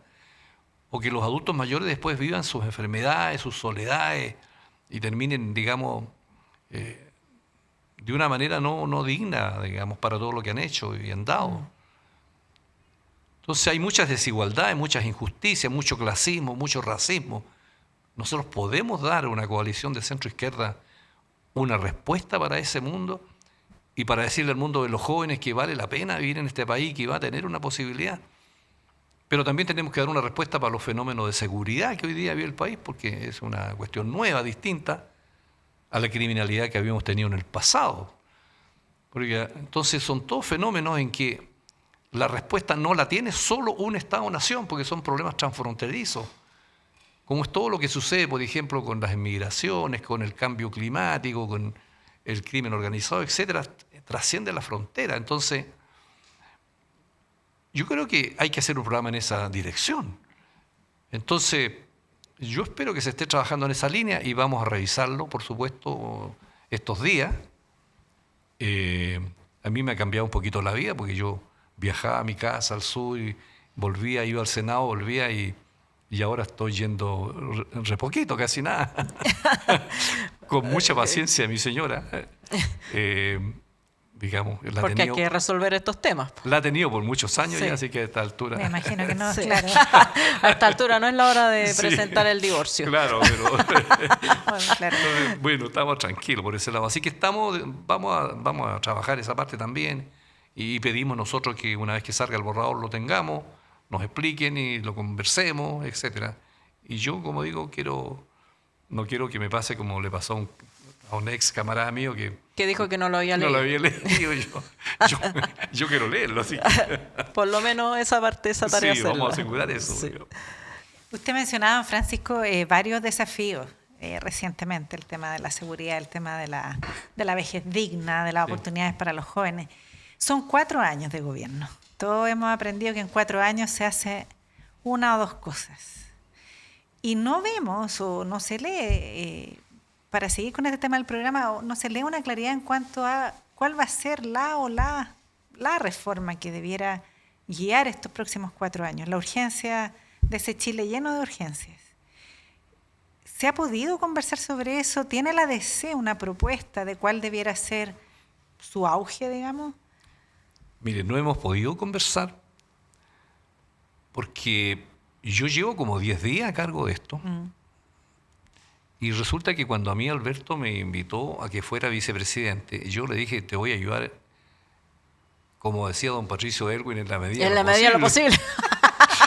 Así que no me pida a mí, digamos, que esté en primera línea haciendo un montón de cosas. Y ahí estamos. Te voy a ayudar. Incluso le dimos la oportunidad, digo yo, porque tú, bueno, él, que fuera candidato. Sí. Entonces, bueno, fue candidato, se probó ir con un candidato, pero toda la semana decíamos, a ver cómo sale la encuesta el domingo. Si no marcaba, bueno, eso se probó. Y bueno, entonces yo me vi de la noche a la mañana con que yo tenía que ser presidente. Entonces esto me cambió un poco mi rutina, mi vida, a estas alturas de mi vida. Y yo incluso tenía dudas si debería ser candidato o no. Pero cuando soy presidente digo, puta, ¿qué alternativa tengo? No, entonces, tengo que dar un poco el ejemplo. Y ahí todavía tengo dudas, digamos. Entonces, claro, recién estamos nosotros ajustando. Y en primer lugar tuvimos que, bueno, conversar con la candidata, ver los candidatos, el listado, tranquilizar internamente al partido de ese crash que tuvimos. Y afrontar también el ataque del fuego amigo y el fuego de todos los lados, donde había provocaciones, donde salió el propio expresidente Frey. No sé, que él pensaba que yo iba a decir, bueno, pasémoslo al tribunal, decíamoslo, pero... Pero antes que el presidente Frey también salieron otro liderazgo del partido diciendo, no bajamos. Bueno. Y le agrego la Internacional Demócrata Cristiana Bueno, salieron... ¿Cuánto, entre paréntesis, ¿Qué importa? ¿cuánto? Yo nunca hace años que no escuchaba hablar la Internacional Demócrata Cristiana. ¿De dónde sale esto? ¿Quién lo digita? Bueno, primero te digo que efectivamente, internamente, bueno, fueron 6 expresidentes Sí. a la Junta a sostener estas tareas, a sostener su punto de vista. Pero tú ves que la respuesta, porque la Junta Nacional de la DC está conformada por gente de base desde Arica a Punta Arenas. Por eso yo digo, ese es el pueblo demócrata cristiano. Bueno, y la respuesta fue absolutamente lapidaria, digamos, desde el punto de vista del resultado. Bueno, pero hoy día está más tranquilo eso. Ya. Y después, seguramente la OTCA, digitado probablemente desde aquí, sale con esta declaración. Bueno, la OTCA es un resabio de lo que fue antiguamente muchos partidos demócratas cristianos en el mundo. quienes entonces estaban liderados por Alemania, por Italia, que tenía un gran partido demócrata cristiano, los franceses, y también el Partido Demócrata Cristiano chileno, que era uno de los grandes partidos en el mundo. Y hoy día queda la democracia cristiana alemana, que tiene otra realidad ya, por supuesto, en Europa, y los chilenos que todavía estamos resistiendo, pero en otras partes son partidos aliados. Entonces, mucho respeto para ellos, pero no se metan con nosotros tenemos otra realidad, no nos metemos con ellos tampoco. ¿Y qué alternativa van a tener en segunda vuelta si está Jari está casa? Así que no nos den lecciones. Nosotros hemos vivido una historia difícil durante los últimos 50, 70 años. Entonces, ese es nuestro camino. Tenemos una realidad distinta en Chile, a lo mejor distinta a la realidad que tienen ellos en otras partes. Pero nosotros estamos acá, trabajando y tratando de salir adelante. Tengo que aprovechar la oportunidad que está aquí, un tema tal vez que se desvía un poco, pero que me parece interesante tocar, que es el tema de la ley Lafkenche. En esta campaña hemos visto mucha presión de ciertos grupos para tratar de decir que la ley Lafkenche es una ley antidesarrollo, antiempresarios, y que hay que derribarla, y por lo menos Matei y Kast han sido concordantes en la idea de cambiar la ley. ¿Qué le parece a usted y si puede explicarle a nuestra audiencia por qué es importante esta ley? Bueno, esa ley la obtuvieron luchando los pueblos indígenas costeros, que se denominan los Lafkenche. Y esa ley salió en tiempo del presidente Lagos, el año 2008, si no me equivoco. Y es una ley que reconoce los espacios costeros marinos de los pueblos originarios, ancestralmente viviendo en las orillas del mar. Y de los lagos también, pero fundamentalmente del mar. Y esa ley, bueno, le molesta a muchas industrias, y hoy día se presentó un proyecto de reforma a esa ley, proyecto que no se hizo la consulta que contempla el convenio 169, pero seamos francos también, esa ley fue presentada por 3 senadores socialistas. Entonces, bueno, ellos tienen que responder ante los Lafkenche. Cosa que yo le he dicho a ellos, que ustedes presentan esta modificación a la ley Lafkenche y paralelamente le están pidiendo la consulta del informe de la Comisión de Paz y Entendimiento, que aprueben la consulta. Entonces, por un lado le diga, apruébeme la consulta, y por otro lado, mire, yo le estoy reformando la ley Lafkenche sin consulta. Claro. Bueno, esas son cosas que la gente no logra entender. Y que el mundo mapuche dice, bueno, pero ¿cómo es la cosa? Nos dicen que esta consulta es muy buena por este informe que hicieron los comisionados, y por otro lado, Esto lo vamos a hacer sin consulta. esto lo hacen sin consulta y nos quieren modificar la ley, una conquista que nosotros hemos tenido. Bueno, ahí estamos, y resulta que hoy día, lunes, se reunieron los comités y lograron que de nuevo entrara en tabla, y mañana se ve en primer lugar esta modificación a la ley Lafkenche. Y bueno, el gobierno tendrá que ver. Yo le he dicho al gobierno, y se lo he dicho a los compañeros socialistas, que para mi gusto esto no estoy de acuerdo yo con eso. Yo voy a votar en contra y voy a hacer argumentación en el Senado respecto de los problemas de constitucionalidad que tiene ese proyecto, porque todos los artículos de ese proyecto son fruto de indicaciones. Pero el espacio costero en Chile lo dirige el Ministerio de Defensa y por lo tanto el Ejecutivo. Y para modificar la administración que está dada por ley, esa es iniciativa exclusiva del Presidente de la República y no de los parlamentarios. Entonces, bueno, vamos a tener Pero estas modificaciones apuntan ¿a qué? ¿A permitir el desarrollo empresarial en la zona? ¿A qué? A permitir el desarrollo empresarial. Dice que los plazos son muy largos, pero los plazos en la ley son acotados. Lo que pasa es que se alargan porque el propio gobierno, los propios servicios públicos, digamos, no hacen las cosas a tiempo. No sé si por falta de personal o por falta de recursos. Y entonces, como hay un desarrollo muy grande de toda la industria salmonera y de otras industrias acuícolas que hay ahí, hay un conflicto de intereses. Entonces yo creo que la gobernanza de los espacios marítimos, yo soy partidario de que se sienten a conversar. Lo he hablado también con Adolfo Millabur y los dirigentes, diciéndole, oye, ¿por qué no se sientan entre todos ahí y pongan su punto a ver si pueden llegar a un acuerdo? Pero este proyecto va caminando más rápido y el ideal sería que se suspendiera su tramitación por unos par de meses mientras los dirigentes de ambos sectores pueden sentarse a conversar. Así que bueno, yo les instavo, he cumplido mi tarea y veremos qué pasa mañana. Muchas gracias, senador.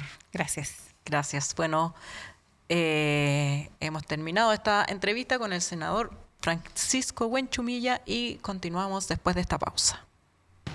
¿Buscas ese disco de vinilo que le falta a tu colección? ¿O quizá un libro sobre tu artista o banda favorita? Somos la tienda de música.cl, una disquería y librería de música online con un amplio catálogo de discos de vinilo de todos los estilos y una dedicada selección de libros sobre la música y los artistas que tanto nos gustan. Despachamos a todo Chile y por compras sobre 79.900 pesos, todo envío es gratuito. Visítanos en www.latiendademusica.cl, el rincón online para amantes de la música. El puzzle de las listas parlamentarias. ¿Se logrará una lista única en cada sector? Al comenzar la semana, el diputado y ex candidato presidencial Jaime Mulet afirmó que las negociaciones en el oficialismo para la conformación de la lista parlamentaria se encuentran estancadas. Además, apuntó que las colectividades más numerosas no dan espacio para que otros partidos también puedan crecer. El diputado aseguró que se definió el lunes 11 de agosto, o sea, hoy, como último día para llegar a un acuerdo.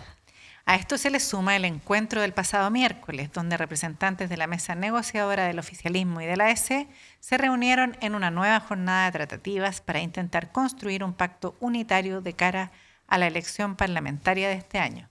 De acuerdo con distintas fuentes de la mesa negociadora, el Frente Amplio solicita 42 cupos cuando una lista permite como topo de 183 en el caso de la Cámara de Diputados. O sea, entre todos los partidos necesitan 183 y el Frente Amplio está pidiendo como 40, claro, como 4x4. un poquito menos de un tercio, pero bastante. Sí.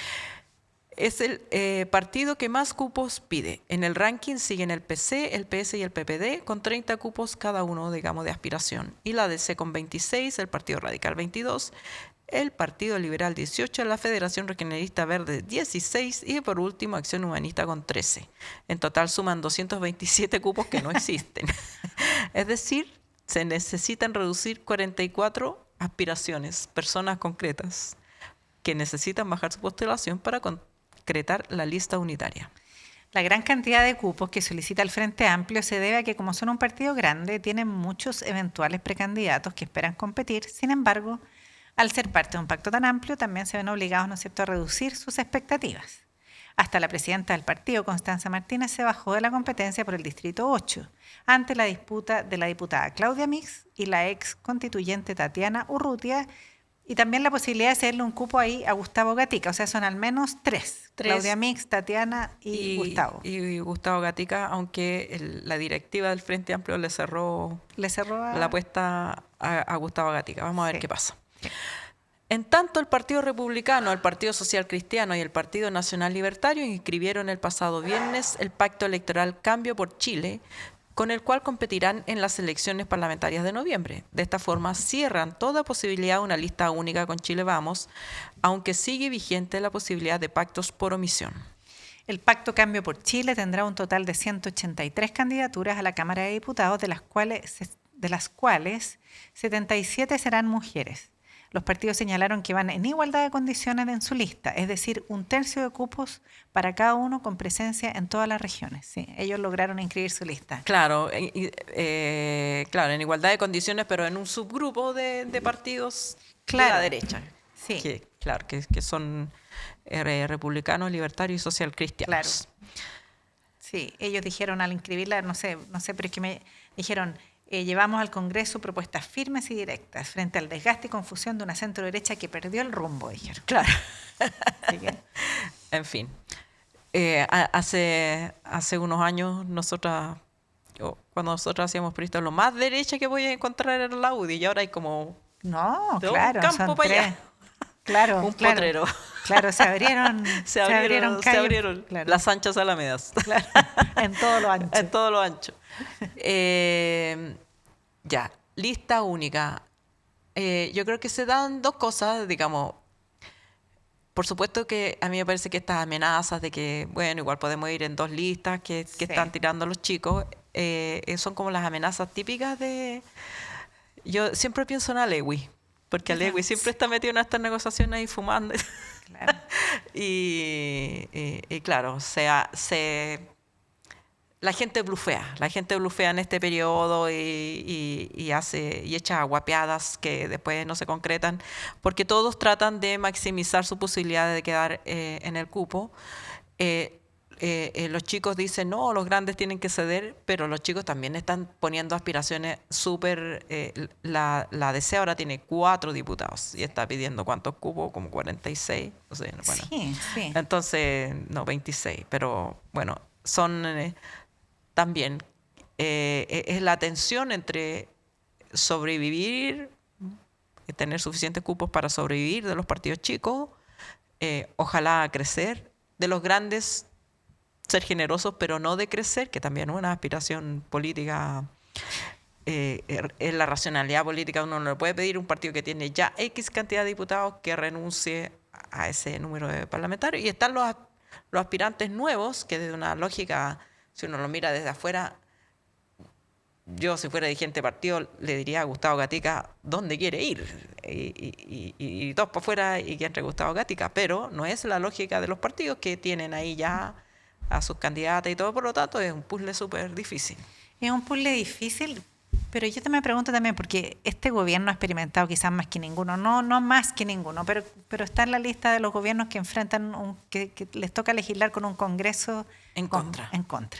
Entonces también, ¿qué elecciones sacan de eso los mismos partidos? Digamos, yo no sé en qué escenario se pone, vamos a hablar con Guanchumilla, pero ¿en qué escenario se pone los partidos a la hora de pensar, bueno, vamos a hacer gobierno, vamos a hacer oposición, o ese análisis por mi lado es inocente y lo que hacen es fundamentalmente cómo maximizar mis oportunidades como partido?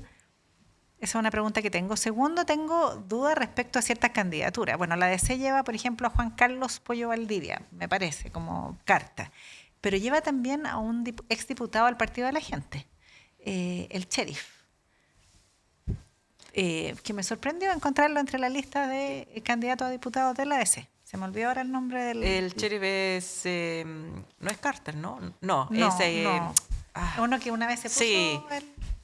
Sí, Sí, bueno. sí, ya él que... En fin, sí. las listas. También está, bueno, el Frente Amplio lleva a la ex presidenta de la Convención Constituyente, a la profesora Elisa Loncón, a la académica. Está también la posibilidad de Jaime Baza. O sea, hay harto nombre. Hay en eso cuánto poder de negociación está teniendo hoy día el Frente Amplio, cuánto está influyendo o no la candidata. Eso antes también la candidata o el candidato también ayudaban a cerrar las listas. O sea, y era como el momento en que ellos tomaban las manos y las subían, y era el comienzo de la campaña presidencial, digamos, con este candidato que aún nada... Sí, me da la impresión que en el caso de Jara le ha delegado la tarea a los partidos y ella solamente ha puesto como la línea, que haya una lista. Claro. El presidente Boris también se ha bajado por ahí, pero no ayudan a resolver el problema. No. Y ayer la DC tuvo su convención y salieron de ahí con la idea de tener también su única lista, pero bueno, si no vamos en 2 listas. Es como la amenaza. Una amenaza, claro, es poco racional. Por eso digo que hay que ver al final que se inscribe. Estamos en los días cruciales para esos acuerdos, pero muchas de las cosas que se han dicho en estos días después quedan en nada cuando se logra el acuerdo. Esta semana son las inscripciones. O sea, esta semana se tiene que cerrar. La derecha también tiene otra, bueno, ya va en lista separada. Claro. Está el tema también de con quién se toman las fotos los y las candidatas de la derecha, porque ahí hay otro problema por resolver, pero no sé no sé todavía la composición de la derecha, porque está Evópoli, está Demócrata, se supone, pero no es seguro. No es seguro, todavía no han llegado a acuerdo con Chile Vamos. Claro. Sí, se supone que van ahí, pero no han llegado a acuerdo. Y ahí hay regiones concretas, entiendo yo. Hay Senley, Arica y La Cuarta, en fin, tienen sus negociaciones. Claro, que a Chile Vamos también, sí, los queremos, pero no tanto como para cederle los cupos que ya tenemos. Y demócratas, lo que pasa con estos partidos boutique, que tampoco tienen mucho que aportar, salvo una nota en la prensa, porque no tienen base, no se lograron inscribir, o sea, no son partidos que puedan aportar así como masas de electores. Exacto. Sí. Claro, y en ese sentido el poder negociador de esos partidos, claro, Sí. tiende a cero. Claro, es casi igual a cero.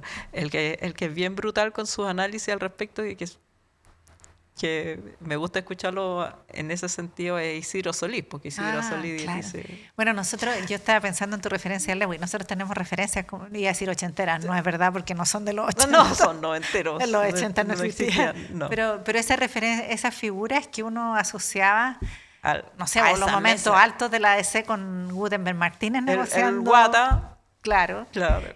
O sea, eran otros momentos de negociación. Sí. Yo no sé cómo, honestamente, no sé hoy día quiénes son quienes hacen ese papel hoy día, quiénes lo cumplen y si lo cumplen con la misma Son los maldad. mismos. Te sorprendería la frecuencia con que se repiten los nombres. Ya, eso es interesante porque es una muy buena semana política. Sí. Para los periodistas es una gran semana. Es una gran semana para los periodistas y muchas dosis de café por lo menos. Claro, para claro. los negociadores. Claro. Mucho cigarro, mucho café.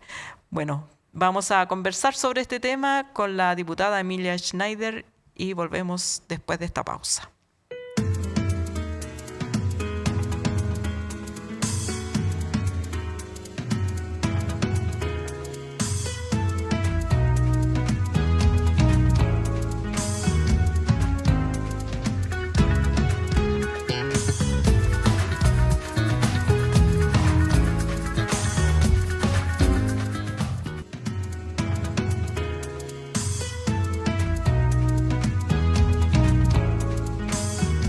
Y aquí estamos con lo prometido, la diputada Emilia Schneider, a quien ametrallaremos a preguntas sobre la lista única y el Frente Amplio. ¿Qué pasó con Gustavo Gatica? Podemos hablar de todo eso, Ya. podemos hablar de todo eso. Hablemos, partemos. ¿Cómo va la negociación para una lista única? ¿Y qué te parecen las acusaciones de que el Frente Amplio está siendo poco generoso? A ver, primero, cómo van las negociaciones parlamentarias, algo que a mí no me corresponde trascender a través de los medios, a través de la conversación, pero yo creo que es una conversación que está avanzando. Los partidos han presentado sus pretensiones, sus aspiraciones, los distritos en los que quieren competir.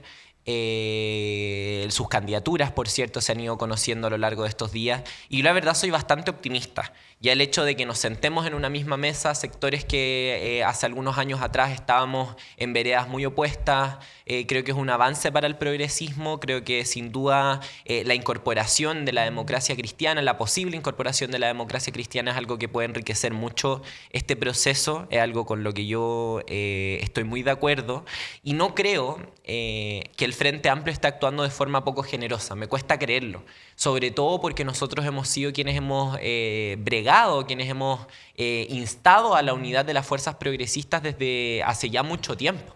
Esa ha sido una tesis que hemos tenido como Frente Amplio, que yo creo que ha ido avanzando, que yo creo que se ha ido concretando, se concretó con la primaria, con la incorporación de la ADC al comando de Janet Jara, con la lista única parlamentaria. Entonces difícilmente nosotros tendríamos una posición poco generosa cuando nosotros hemos sido los que hemos bregado por la unidad. Ahora bien, todos los partidos políticos vamos a tener que hacer esfuerzos para que la lista única cuaje. Pero aquí lo que hay que poner por delante, y esto es un mensaje a mi partido y a todos los otros partidos, lo que hay que poner por delante es que el objetivo es que la ultraderecha y la derecha no tengan mayoría parlamentaria y que muy por el contrario la tengamos nosotros para poder seguir avanzando en los cambios que Chile necesita.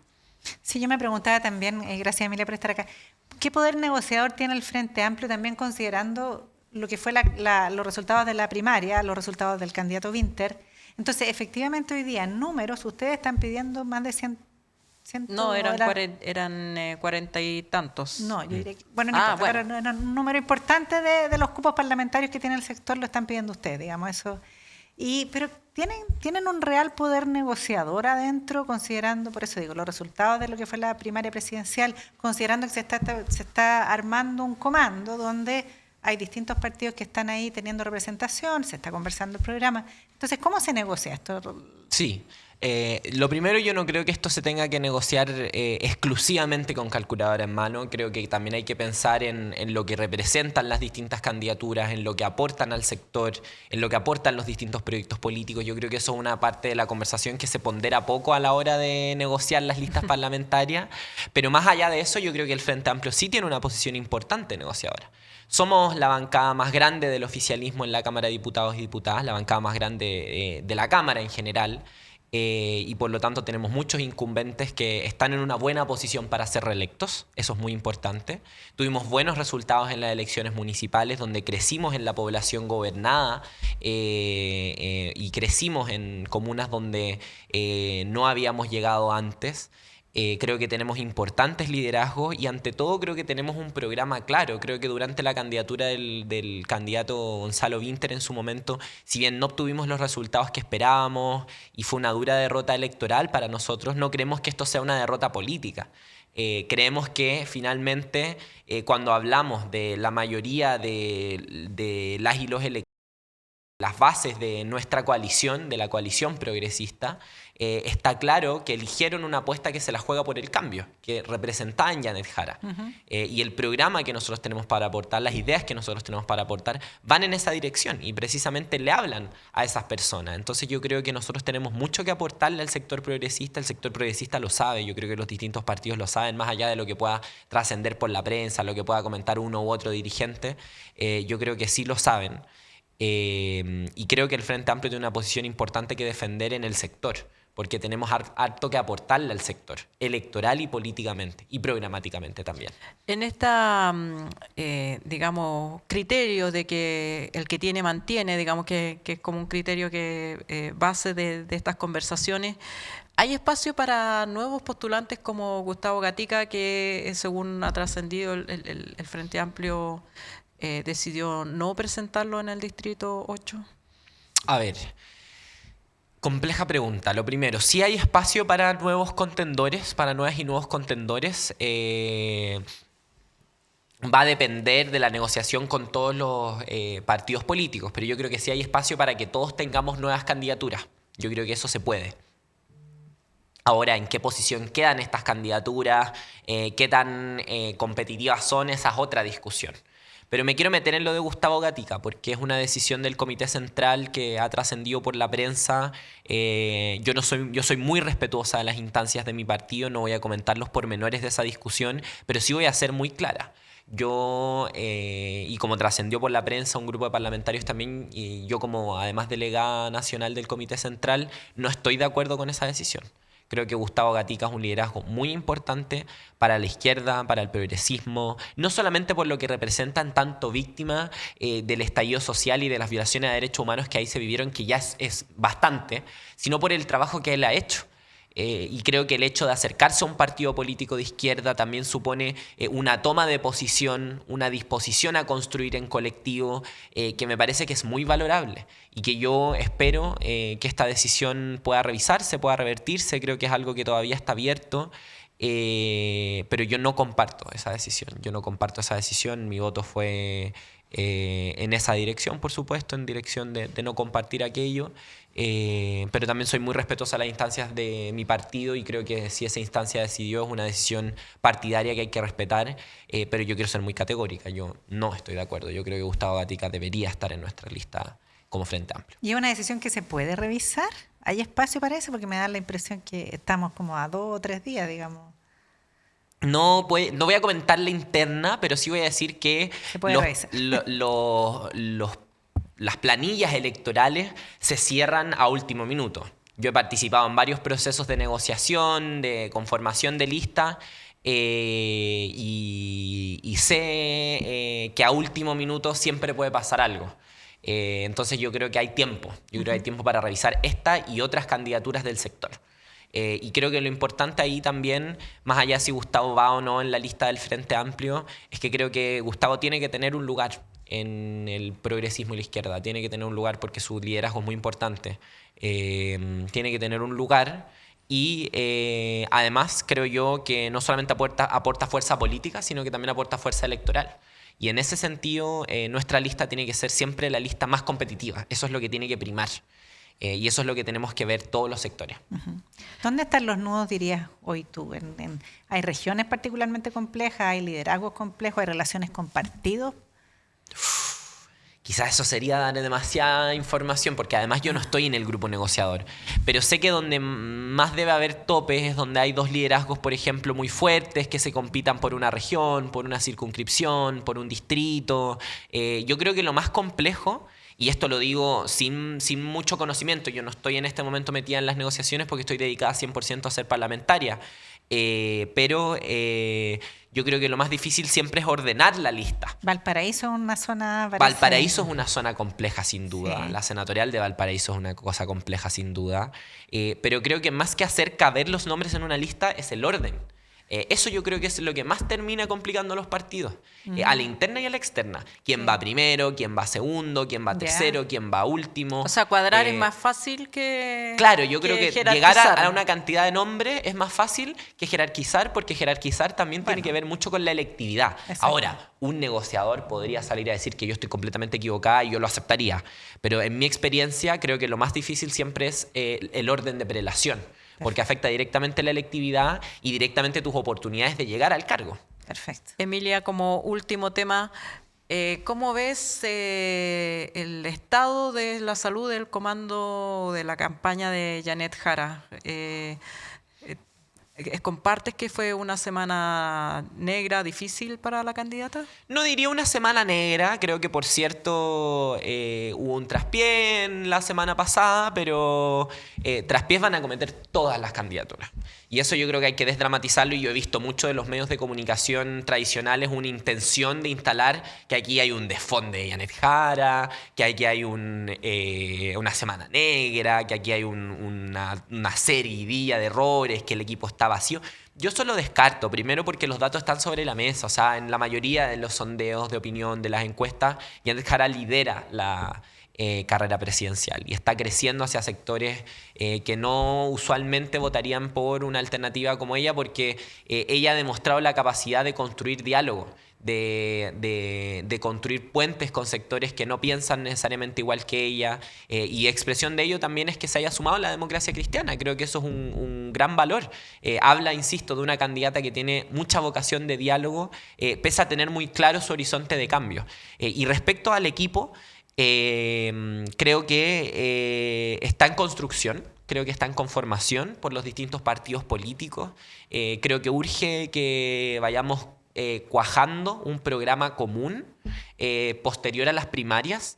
Ahí la encargada de programa, de contenido, es Camila Miranda, de nuestro partido, a quien yo le entrego todo nuestro respaldo en esa tarea, pero creo que es súper importante cuajar un programa político que ofrecerle a Chile, porque yo creo que nosotros tenemos muy claro el país que queremos construir. Queremos construir un país con derechos sociales, un país donde se respeten los derechos humanos, un país con un desarrollo que nos lleve al crecimiento, pero que sea sustentable, una seguridad con una mirada humana y no demagógica como propone la derecha.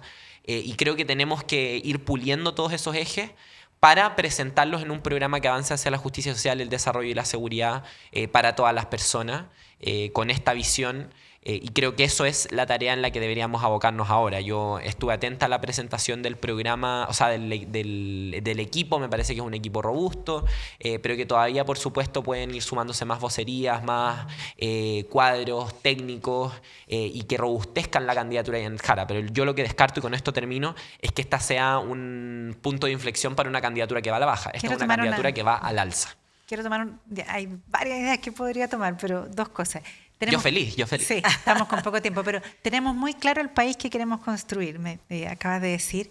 Y una de las críticas que se le hace al Frente Amplio en particular, pero también a la exconcertación, es esa idea. Tenemos claro el país que queremos construir y en realidad hemos escuchado poco lo que las personas, lo que los chilenos quieren construir, digamos. ¿Cómo ves eso? Me gustaría escuchar una autocrítica. Yo creo que el país que queremos, voy a hablar por el Frente Amplio, no me voy a hacer cargo de otros partidos políticos, pero yo creo que precisamente el país que nosotros queremos construir no es una idea que se nos ocurrió antojadizamente, sino que es precisamente fruto de dónde venimos. El Frente Amplio viene de las movilizaciones sociales del último tiempo, que han marcado procesos en que yo creo que realmente la sociedad chilena ha construido acuerdos muy sólidos. Acuerdos transversales, digamos, en la sociedad, no necesariamente en la política, pero por ejemplo, que la educación es un derecho y no un negocio, Eso fue un consenso que construyó la sociedad, con movilización, con organización, con masividad.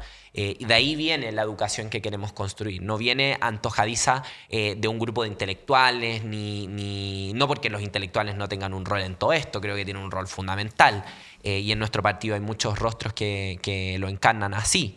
Pero creo que principalmente el país que queremos construir viene de la materialidad, de las necesidades de las personas que se han expresado a lo largo de los años. Nuestro programa es un programa que ha sido construyendo al calor de las luchas sociales que se han dado en Chile.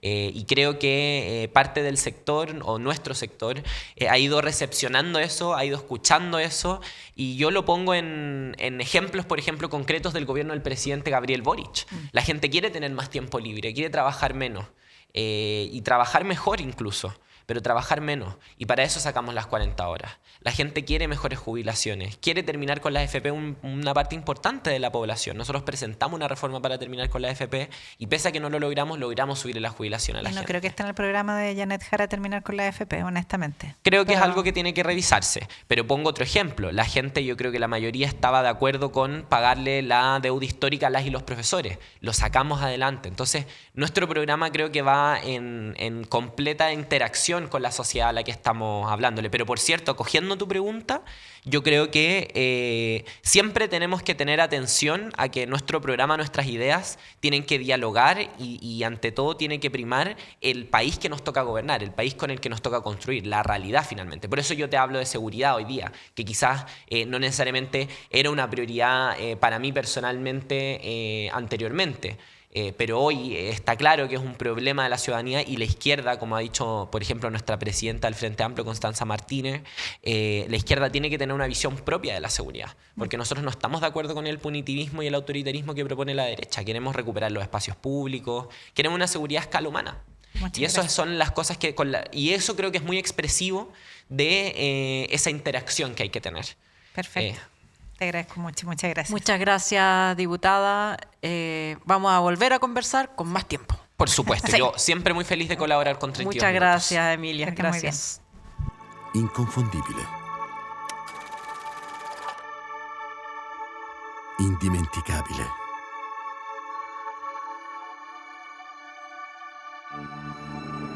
E il nostro caffè oggi riparte, portandoci a scoprire nuove parti del mondo. Prima di tutto, scegli se vuoi fare un caffè o se vuoi fare un costadoro. Mio padre diceva così, mentre ogni mattina faceva la sua scelta. Quella giusta, da sempre. Ecco dove ci porta il nostro viaggio.